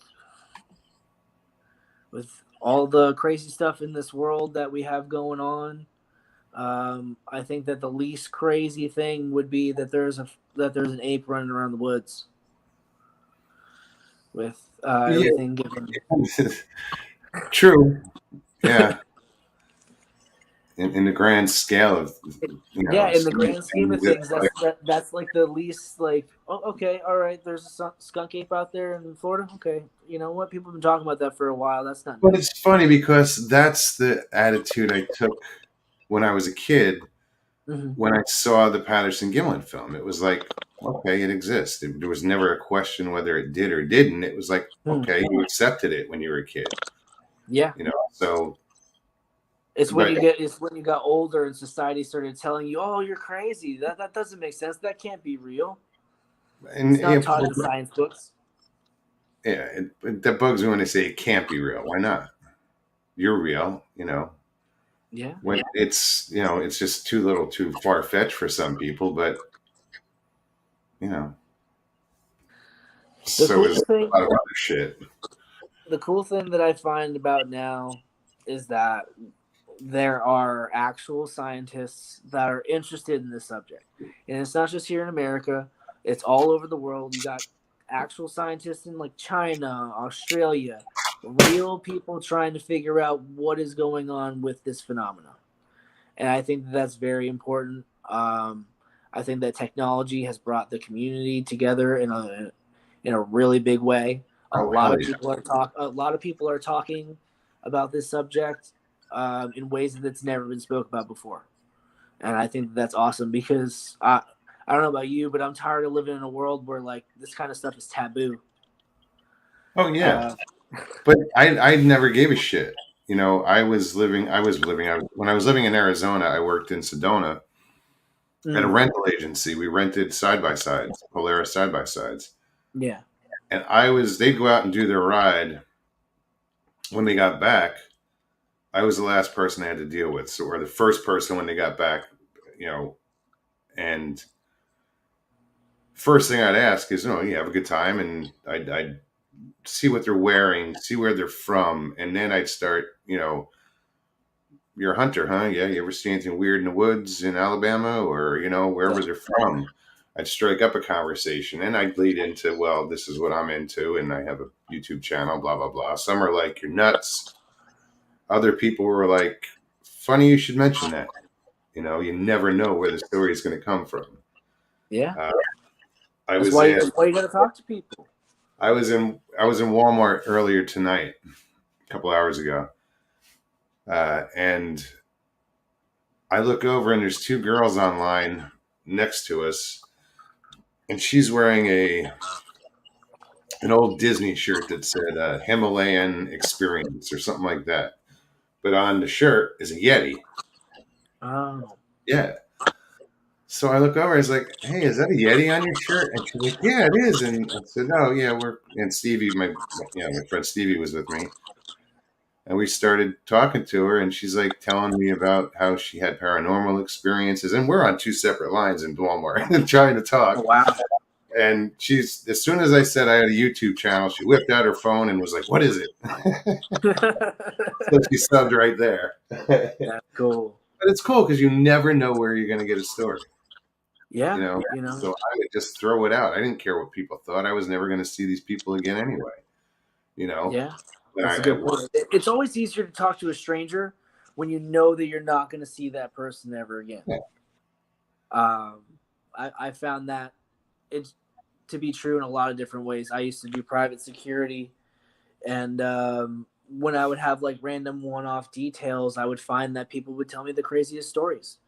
They would tell me their whole life story. They would tell me their deepest, darkest secrets or whatever it was because they felt comfortable that I wasn't going to be there on their property. Let me fix that. Wow, I got a green screen. What's up, man? What's going on, man? I've been listening to you. You talk about two girls at a Walmart. I'm like, whoa, I better jump on this. Oh. Were they good looking? That's beside the point, but, you know. There we go. It was just kind of cool that, you know, they were willing to tell me about, you know, some paranormal shit that happened to them. That's awesome. I mean, you're just there for something else, and then you're actually getting stories. I mean, you can't beat that. Yeah, no, and got a subscriber or two, and, you know, all because of a Yeti on her shirt. Now, earlier, I was reading the chat. Bigfoot Anon says something about your hair. He likes your hair, Sasquatch, South Florida. What's the story about your hair? Is there a story about that? I didn't see that go through, but I don't think that there is a story behind it. He wrote something that ask him about his hair. Like, what about his hair? Man, I don't know if I did tell him about my hair or not, but he knows something. Unless he's talking about the hair sample I found. Probably. Oh, maybe. Yeah. What is it? What is about the hair sample? You found a piece of hair? Yeah, we found a hair sample while we were out in Miyaka last weekend. It was we kind of found it on what is kind of like a old style picnic bench almost. And it's a nice clump. It's about the size of $50. A good thick amount too. Are you gonna get it tested or anything? Yeah, I'm trying to right now. We Connor just kind of. he's gonna help me link up with somebody in chat. Yeah, I just Jeff Harding is gonna possibly take it off his hands and have it tested. Oh, that's awesome. Yeah, that's awesome. So, what have you been up to, man? You know, just going to work, coming home, and I saw that you were on, and I was doing some recordings for my breaking news on Saturday, in and out. So, been watching you on the side. That, and I think it's the first time I've seen us watching South Florida on your channel. I think it's Yeah. yeah. Have you been on other shows before, though? No, actually, I haven't. This is my first time, actually. Pop that cherry. Yeah. Wow, you do pretty good. I mean, you're telling your stories very well. Absolutely. I guess I'm just gifted. I guess I don't know. Maybe I'm just so tired. I don't give a shit. I don't know. Or maybe you're just comfortable. That too. You know, that was one thing I can definitely say that I want to do. Give a real quick shout out to everybody from Outcast Paranormal, everybody from the Mid Florida Bigfoot group, everybody that was there at the Miyaka expedition. Man, like those were some real good people that made everybody feel safe, everybody feel welcome, everybody feel comfortable with being themselves. And when I'm in a new social situation, I kind of clam up a little bit because I'm reserved. I got to kind of see the room a little bit. And everybody was just like, "Hey, how are you doing? What made you get into this?" And I was like, and they made the conversation so easy for me, and it was such a welcoming environment, and that alone would have made the trip for me. All the Sasquatch, all the UFO, all the paranormal was just a bonus, and it was really really an eye-opening experience for me. Yeah, I know the feeling because like when we did the 168, the bonding that occurred there was amazing. You know, the fun time we had. You know, just around the camp. You know, I had never laughed so hard with a group of people before in my life. You know, everybody walked away with their face hurt because they were laughing so hard. Yeah, that's what it felt I made like friends. sharing stories around the campfire. It was like you're making like lifelong friends in a matter of 30 minutes. It was just so cool, you know. And I just it's love definitely. seeing. Honestly, I just love seeing young people that's willing to step out and let people know that you're into this kind of stuff, because that's the hardest thing, young. I'm not saying all young people, but it's like being bullied or maybe not learning how to handle when people don't believe you and stuff, and just seeing young people don't care and just researching it's Do you freaking hear him all wonderful. right? Yeah, I hear him fine. I'm having some issues here. Yeah, look, Magolian, looks like Saying I have a good things.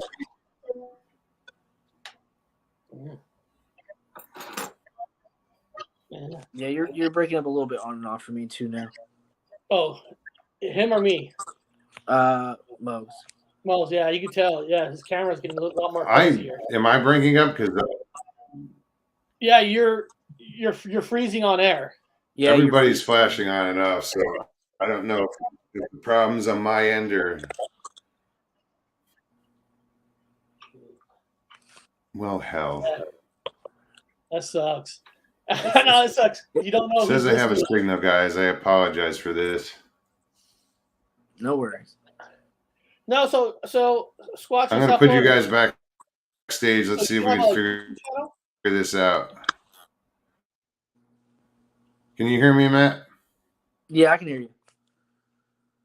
But yeah, you're freeze framing still.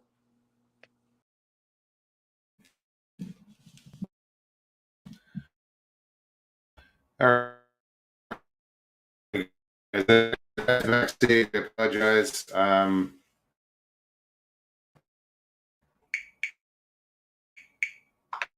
going to try to pull it up on my phone, guys. Hold on.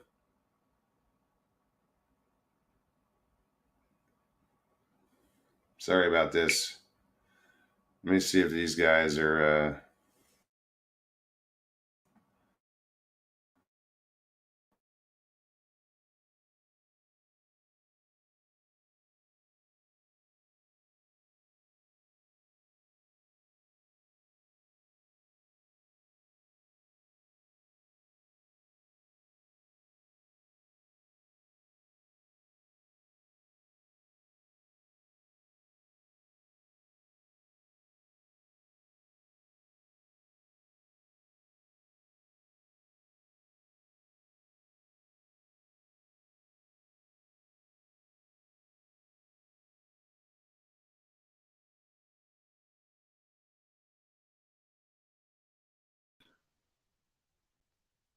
Okay.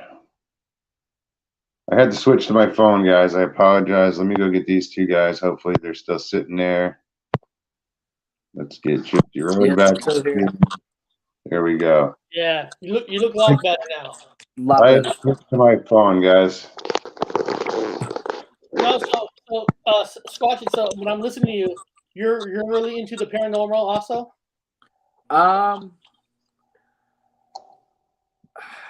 That's a tough question for me to answer. It's not that I'm not into it. It's that there's only so many times you can play with fire before you get burned, is how I feel about it. I don't want to keep turning the light on and inviting something. Like, all right, so we during the weekend expedition last weekend, I did the Friday night experience. Saturday we were having because we split off into 3 different groups. 2 of us went squatching. 1 of us went back to the same house we went to the night before, and I think they also went to another cabin that was also there. And they were having some strange stuff happening, like EMF meters flying across the room. Something else got thrown and was broken, and like things appearing in there that was purposely left in another house. Some crazy things were just happening, and they asked me if I wanted to go, and I was like, no. So what I'm hearing is you're not saying it's not real. You just don't want to bring it home with you. You don't want to be involved in the darkness part of it. Yeah. Okay. And I don't want to say that it's all darkness. I don't want to say No, that it's not. It's not. I just personally, I feel like that's not my path. My path is with peace and light and love, and I want to bring that into, me going forward and continuing to go forward with squatching and things like that. Because I personally don't believe that they're any sort of negative entity. I know that people have said that they've had bad experiences with them as well. That's not my experience so far. And as far as the paranormal goes, throughout my lifetime, I have had some not very good paranormal experiences. So I'm not the only one that I know that has had, like, within my family has also had bad paranormal experiences. I don't know if it's something in our bloodline that we're just sensitive to it or what, but I think it's best that I don't knock on that door. That's just, but I totally 100% am not going to deny that it is a thing. Oh, that's cool. It's kind of better safe than sorry. No, that's cool. I love just listening to different people on different subjects. Just like this Wednesday, my live show was with a person from the paranormal who does investigations, Amber's Paraworld, and yeah, I watched it.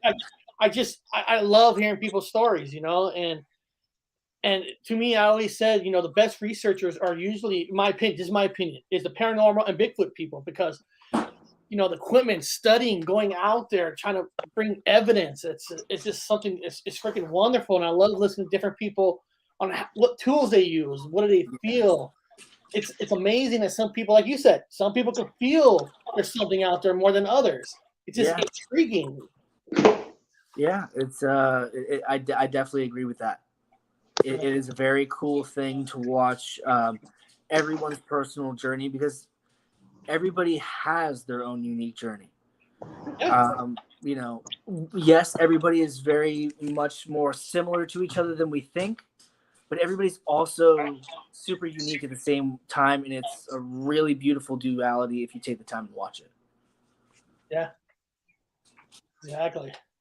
And you have to be prepared no matter what. A lot of my friends, Val the Paranormal, she went out to a graveyard area by a forest to investigate the paranormal, and they're not saying they saw Bigfoot, but they felt like they actually ran into Bigfoot out there in the woods and stuff. So it's just like, you never know, right? I can definitely agree that that's probably what happened. I do hear that there is compelling evidence that Sasquatch and Bigfoot activity does happen around a lot of paranormal sites, around a lot of UFO sites. And I can also attest to the fact that you can feel that they're there. There's something about them that lets you know that they are there. That's what the She Squatchers told me on my channel when they came on. Like, they could feel it. And sometimes they've seen some orbs. I'm not saying orbs are related to Bigfoot. Those orbs are fake. But they've said they've seen some color orbs in the forest where they feel Bigfoot. So I'm always like, there's something there. There is some kind of a connection. There is something there. What I personally think that is they're attracted to the energies.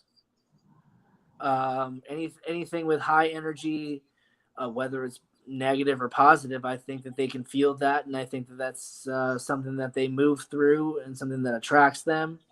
Whatever you want to call it, I think that there's definitely a connection there.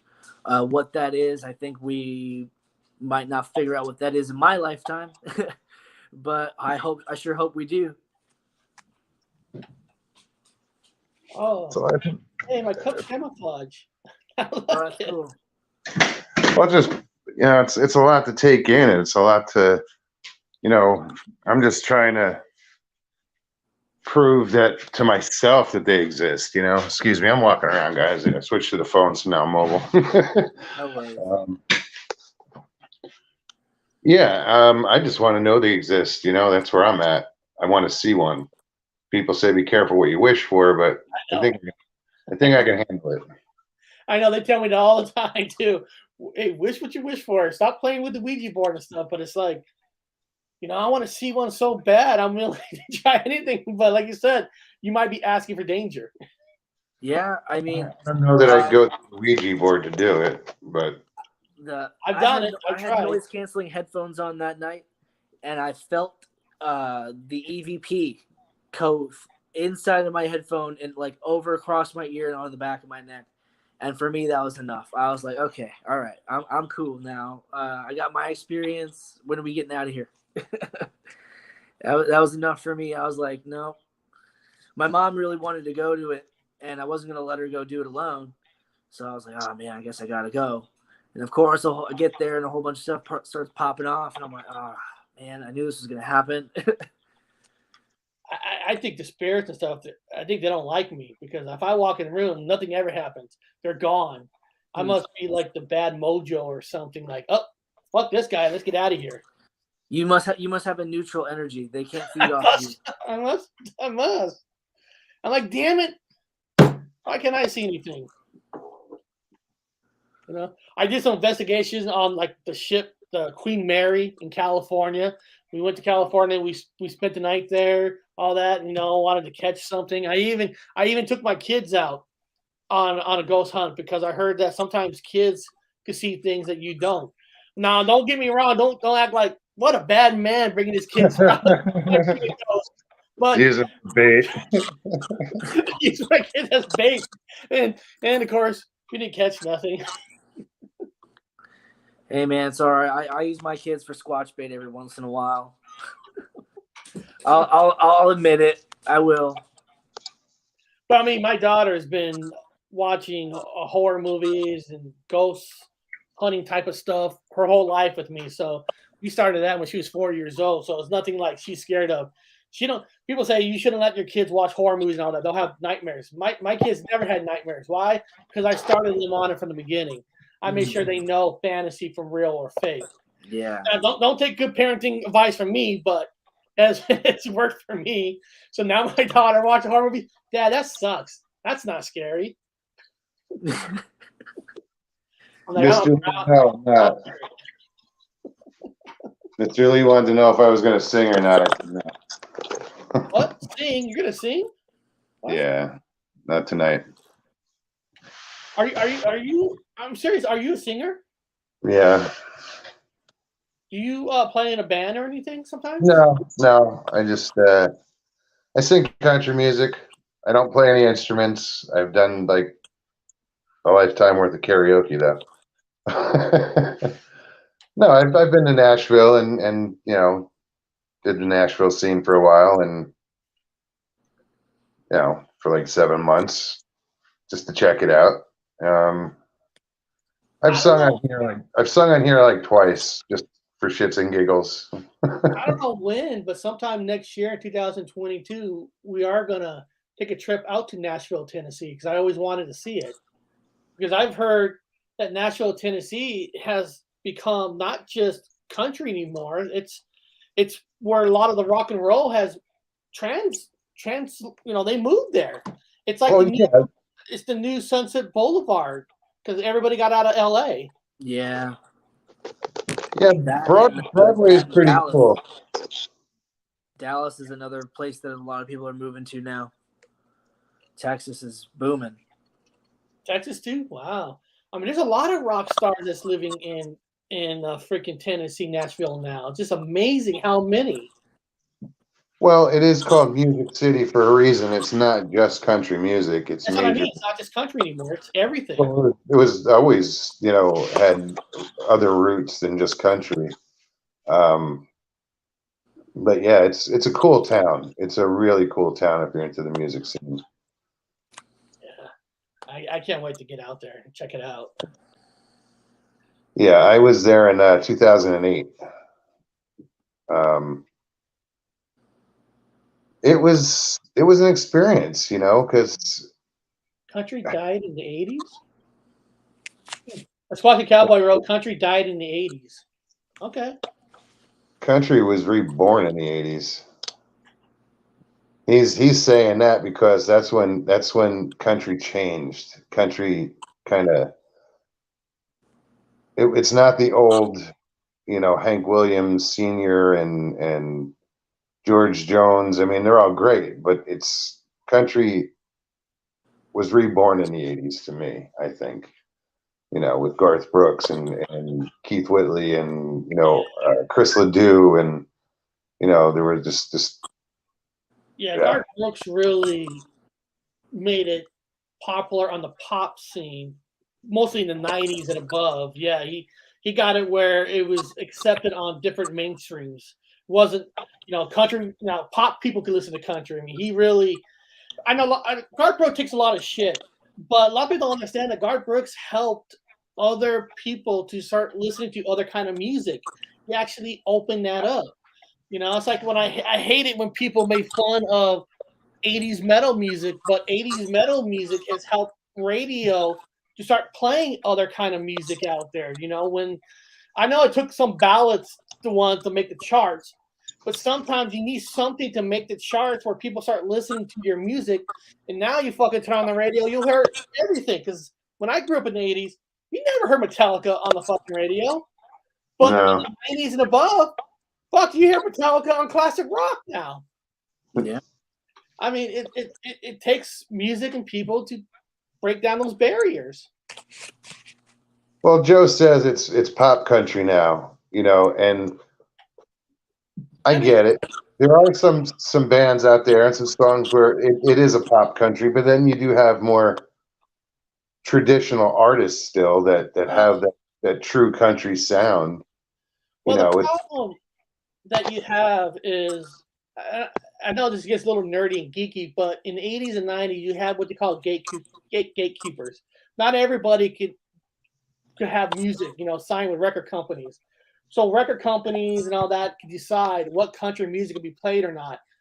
That's kind of gone now. So now anybody can make music, anybody can record. So you really don't know who's good and who's not because it's all word of mouth, and that's the hardest thing ever. Where before you had gatekeepers to tell you, "Hey, listen to these guys," but now you got 10,000 songs coming out on a daily basis. And you don't know what's good anymore. It's almost impossible. I had to go to UMO, I was like, "Hey, what's good out there now?" But you just don't know. Oh, I would rather just turn on the radio and figure it out for myself. You kind of have to. Well, the problem with pop now is the only thing that gets recorded now is whatever kids were on Nickelodeon or Disney or whatever. They're the ones who get the money backing. So that's all you see is high pop. You don't get to see the real true rock and roll and real true country out there almost anymore. because even radio is all owned by corporations. So corporations get to choose who they want to be played on the radio. But that's the way it's been forever in the music industry. You know, my issue was always, what do you do with like it's ironic, it's a lie. What do you do with good old boys like me, who sing and can sing and could make money, could make a record company money, but they don't address like older singers. It's always they look for the young guy who's going to have the longevity to make them the most money they can. Teens in the 20s, yeah. Yeah, so it sucks that there's not a record company or whatever that kind of concentrates on the older. No, I know exactly what you're talking about, because they want people who they're going to think that's going to last 10 to 15 longevity. years. Yeah. Make money. They look at like you and I, our age, like we're going to be dead in 10, 15 years. We're not going to best our money. I don't want to say we're going to be dead, but we're closer to death than a 20-year-old is.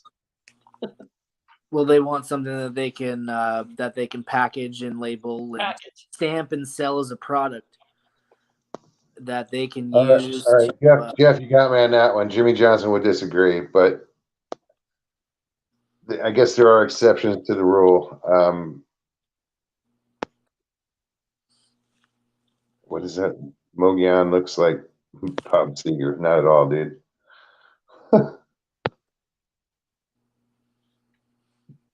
So yeah, that was always my thing. Is like, people are like, oh, you should be doing this. You should be singing. It's like, yeah, I'd love to, but no one's going to pick up a 50-year-old artist or a 52-year-old artist or whatever. It's rare. I mean, yeah, it's. I mean, you can always go work at some dive bars. that's like your option. No thanks. No, I agree. But it's also cool is, you can get a lot of exposure here on YouTube if you do it right. Absolutely. There are platforms you can use. Spotify is usually pretty good. I think they have options where you can pay to like basically market yourself. Pay $20 a month or whatever, you end up in people's searches, suggestions, and stuff like that. I mean, that part is cool. Connor, Bigfoot Anon, he told me how, he created the book and how you can make your own book now, write your story and get it published through Amazon and stuff. And that part's great. You don't have to be signed by a big publishing company. You can do it yourself. Now, it's harder to get yourself out there, but if you do it correctly, you got to use all your social media, but you got more power than you back in the day, at least. It's not guaranteed, but maybe I should write a book. Yeah, I'm thinking about writing a book myself. I really am. I have a main concept and a main idea that I've been thinking about for a really long time, and I just haven't had, lack of a better term, I haven't had the balls to jump for it. Is it fiction? What kind of book is it? It's really going to be like a documentary. Okay. Oh, okay. Yeah. I think that there's a lot to be said. It's kind of on course with what we've been talking about people sharing their stories. I think it's a very interesting concept. The healing properties that come from sharing your story with other people is it's very powerful, and I think that's something that needs to be looked into. That's why, like Connor, my own brother, always say, always have a notebook with you. Take notes wherever you go. Have it written down on notes, because those notes one day could be in a book. Hold on 1 second. Wonder Woman, I just put the link in chat. It's right above your comment if you want to pop on. Wonder Woman, hey, why? Yeah, let's get Wonder Woman up here. Let's see. Well, actually, guys, I'm gonna have to get going soon. Matt, thanks for stopping in, man. I'm glad you did, man. Yeah, definitely. Anytime. Next time I see you're doing something like this again, maybe I'll pop back in. Dude, you were awesome. This is for you. This being your first time on a channel, you sounded like a veteran.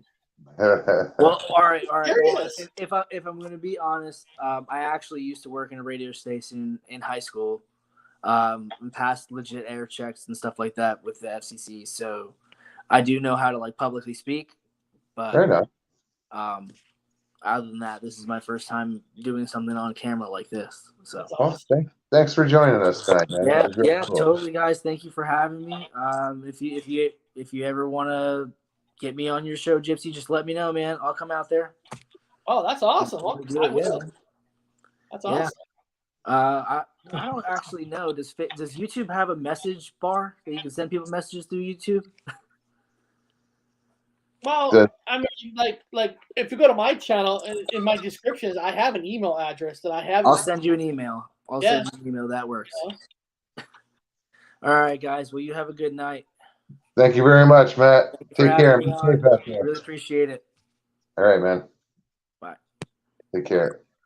Oh, apparently I don't know how to use this. All right, have a good night. I'm on my phone. I don't know how to. There it is. There. Yeah, you gotta love that. I love seeing young people so positive and so, they're in their zone. They're not afraid to talk about it. I mean, it's fantastic.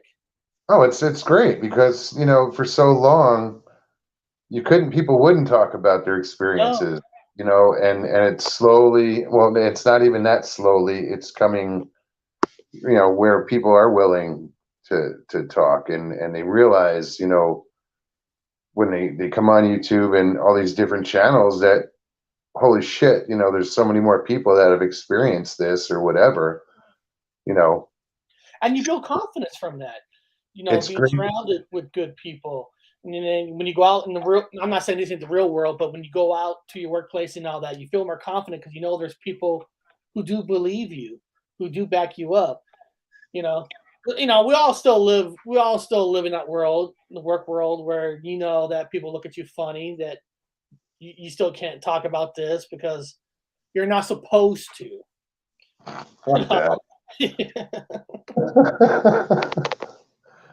Try to stop me from talking about this shit.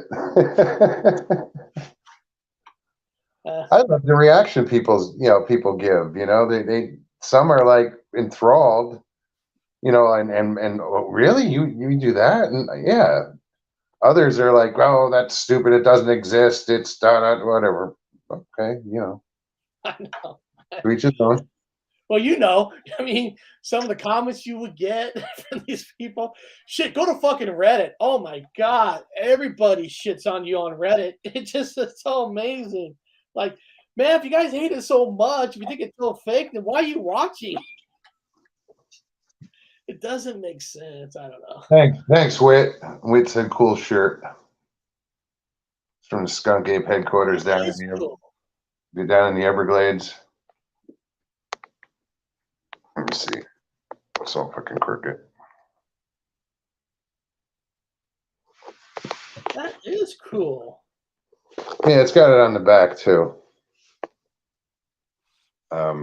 I was down there at Connor's been there. The Skunk Ape. Connor's been everywhere. I'm sure any event you go to, he'll be jumping into everybody's picture. Like, oh, there's Connor, there's Connor, there's Connor. He's one person that can be in 5 different places all at once.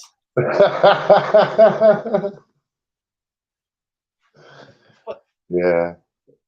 It's that energy. It just projects out to multiple areas. But you gotta love it, man. You gotta love it. So, Derek McManus, how are you, buddy? Good to see you. Hey, Whit. How come you asked me if I was doing a show tonight? Why wouldn't I? I don't know. People are like, "Oh, you doing a show tonight?" Well, yeah. I've missed 2 shows since I started this. Damn, that's pretty good. How long you been doing it now? For over a year, 2 years? Over a year. Probably up to got to be pushing close to 150 shows, somewhere around there. That's not bad. And you only missed 2. Wow.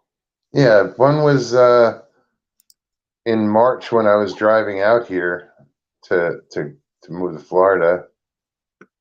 Another one was in Arizona when I had to drive my dad's neighbor to the hospital down in Phoenix. So his wife had contacted me and I went and did that. Yeah, so yeah, I'll be here. Tuesdays and Thursdays, guys. You don't have to wonder. I'll be here. Although recently I wondered if I was going to be here at all anymore. I was just getting fed up. But then I realized I did, Mr. Lee, I put the link in chat, dude. Well, there are times that you do sometimes need to take a break. I mean, it does take a lot of work to do, just do shows. I mean, it is a lot of work, I mean, we were doing live shows Monday, Wednesday, and Friday for almost a whole year. Now, in the last 3 weeks, I've been only doing it on Wednesday just because I just started a new job. I'm just trying to adjust to new times, but sometimes it can be time consuming. I mean, just creating thumbnails and topics. I know you do open topics. You come up and you just chat. But I always like to have topics, so just come up with topics and all that, and it takes time. Let me see I don't know if Kathy wants to hop on here, but let me try to put this again. Nope, she's not there yet. I'm just going to put the link one more time in chat and see if Kathy wants to use it. If not, I'm gonna bounce out of here in a couple. I don't blame you. Time is on the West 2 Coast, hours. it's 10 o'clock. So you're in Florida, so you're midnight. I'm at 1 o'clock. Oh, you're 1 o'clock. Oh, that's 3 hours. Wow. Wow, it's only 10 o'clock for me.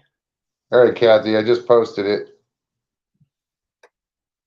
If you want to pop on and say hi. Miss Dill, how are you, hon? Good to see you. Thanks for posting all that.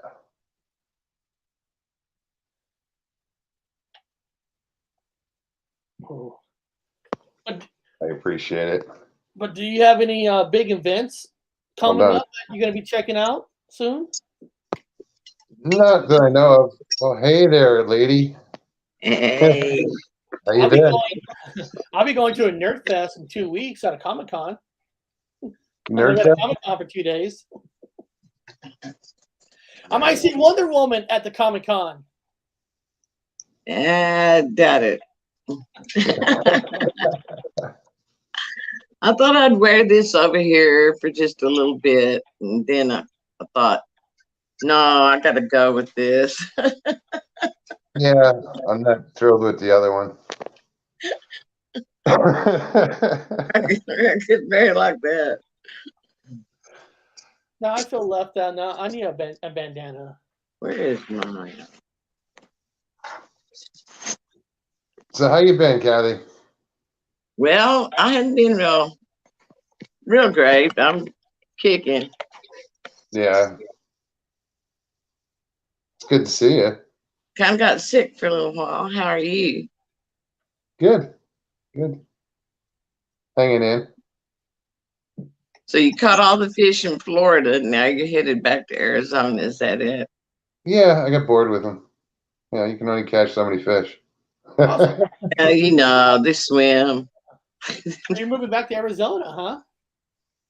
Yeah, I'm gonna head back in a couple weeks. I'm not sure when.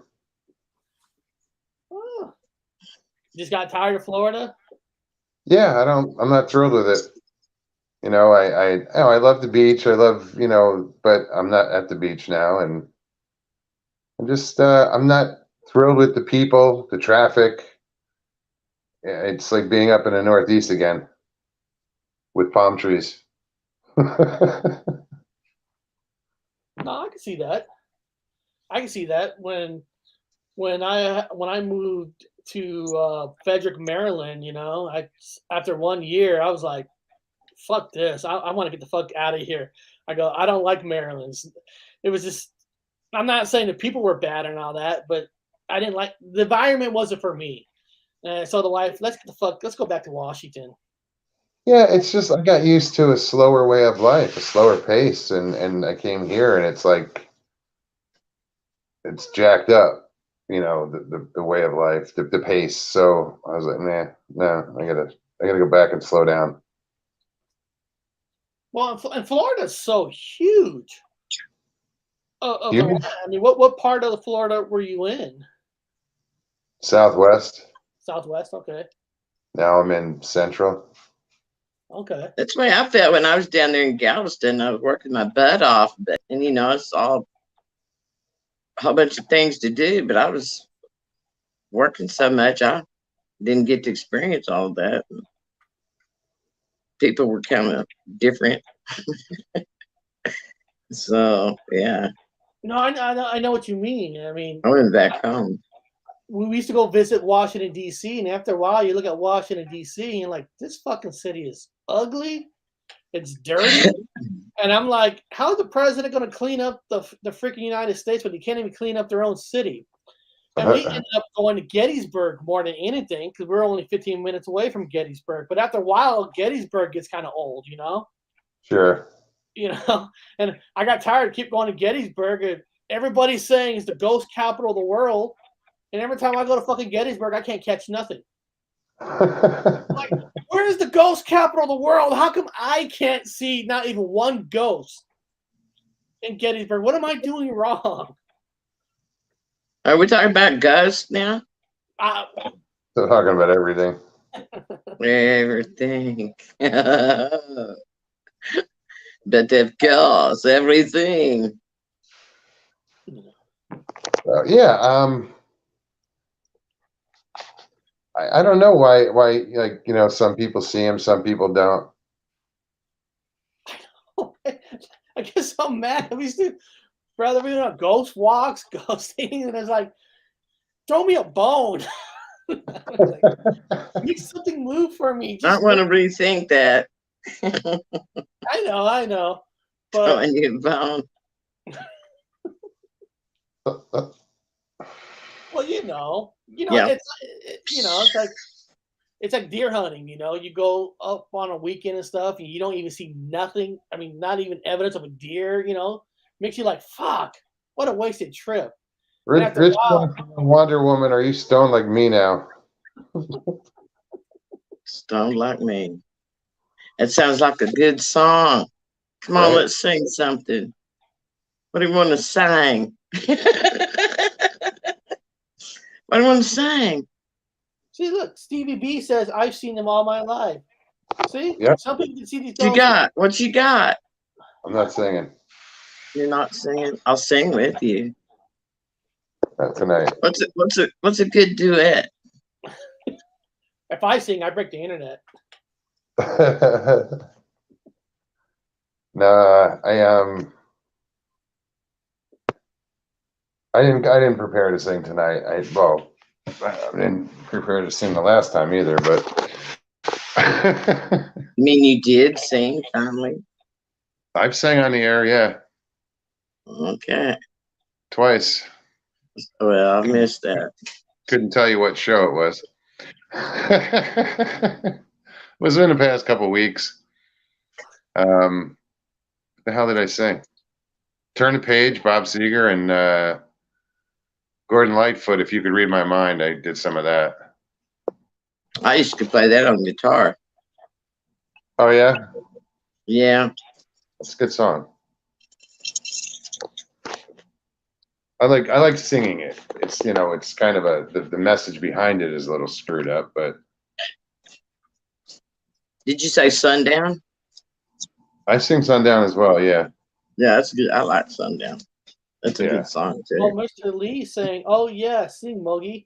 So a lot of people in the chat want you to sing. Wonder Woman needs to bring out her guitar. I need to see this live. I got a harmonica too. Wow. Get off of it. We're not singing.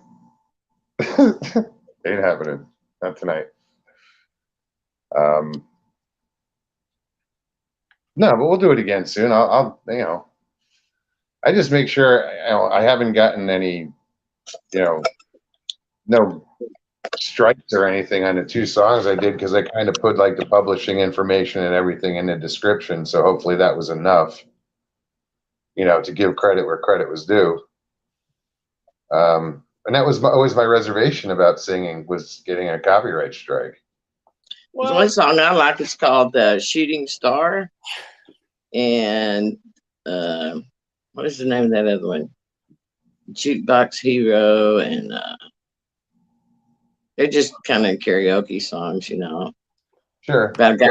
Both about guys that wanted to make it big as a star, Well, most music, because I on my other channel, on my Horror Talk channel, I do a lot of music, and I make. Moms, I look kind of fuzzy. I make videos, music, and a lot of times you won't. That guy in the middle is sharp, man. Usually you won't get a strike for playing a song, but they'll take your monetization. Like if you're doing the monetization, like commercials and stuff, they'll take all the income with your YouTube video if you use their song. So most of the time you will never get a strike. They just take any money you make off that video if you make your money. But like Horror Talk, I don't make money. So I don't make money. So I have a lot of music videos. Now there are some bands. There's some bands that they'll just take down your whole video, like Ozzy Osbourne, AC/DC. If you use anything from them, your video gets taken down. Not a strike, just gets taken down. Wow. So music, you don't usually get a strike. You just usually get money. They get all your money. That's the Osbourne Empire with Sharon at the helm. Yeah, man, she got her pegs in a row right there. Her pigs in a row. Yeah, man, that's why Ozzy's got her. But beyond that, guys, I'm gonna bounce off. I gotta finish. Hey man, don't go. News for Saturday. But beyond that, Wonder Woman, was nice meeting you. I've never been on here with you, so that's fantastic. Thank you for jumping on. I may not remember. I always have a fun time jumping on this channel. You guys are always fun and great. Hey, where'd you get that hat? Mine. I got mine at Auburn Cowboy Shop up there at Auburn, Washington. You didn't get it in Texas, did you? No.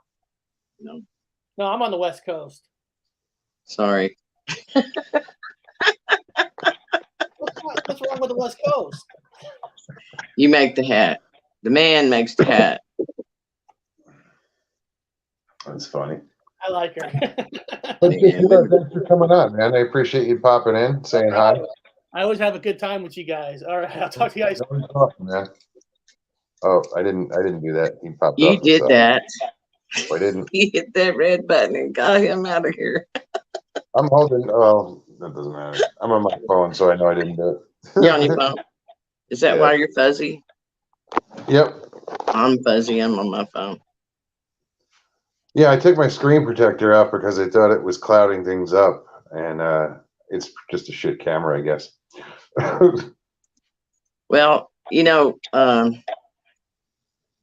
talking about ghosts, and I don't know if I told Brent this story, but this was back in the early 1900s over in Fisher County. And these people lived down by the Brazos River in a little community down there.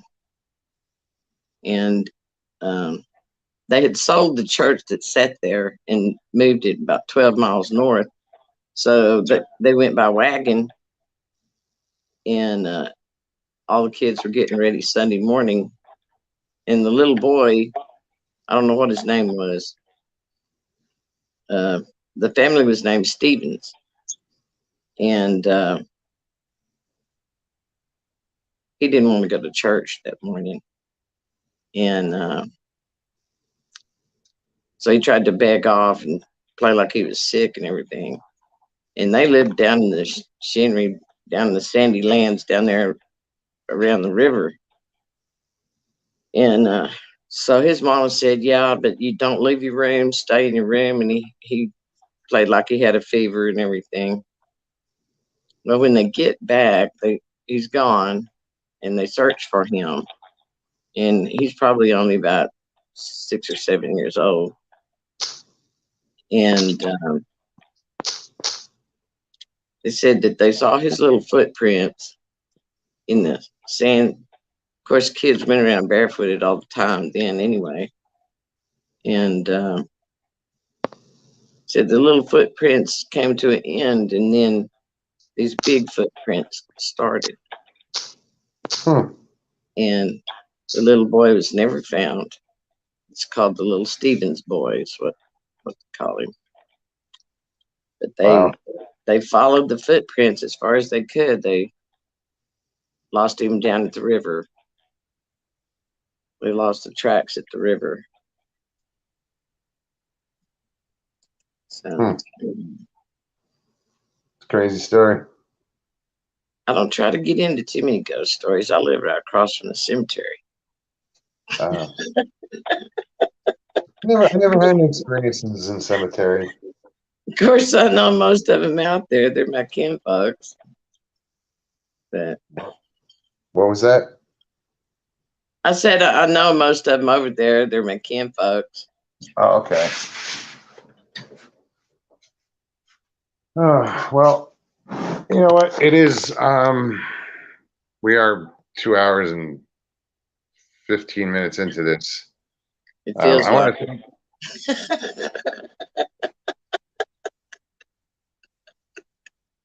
want to thank you for coming on. Okay. Yeah, don't be a stranger. You know you're welcome here all the time, anytime.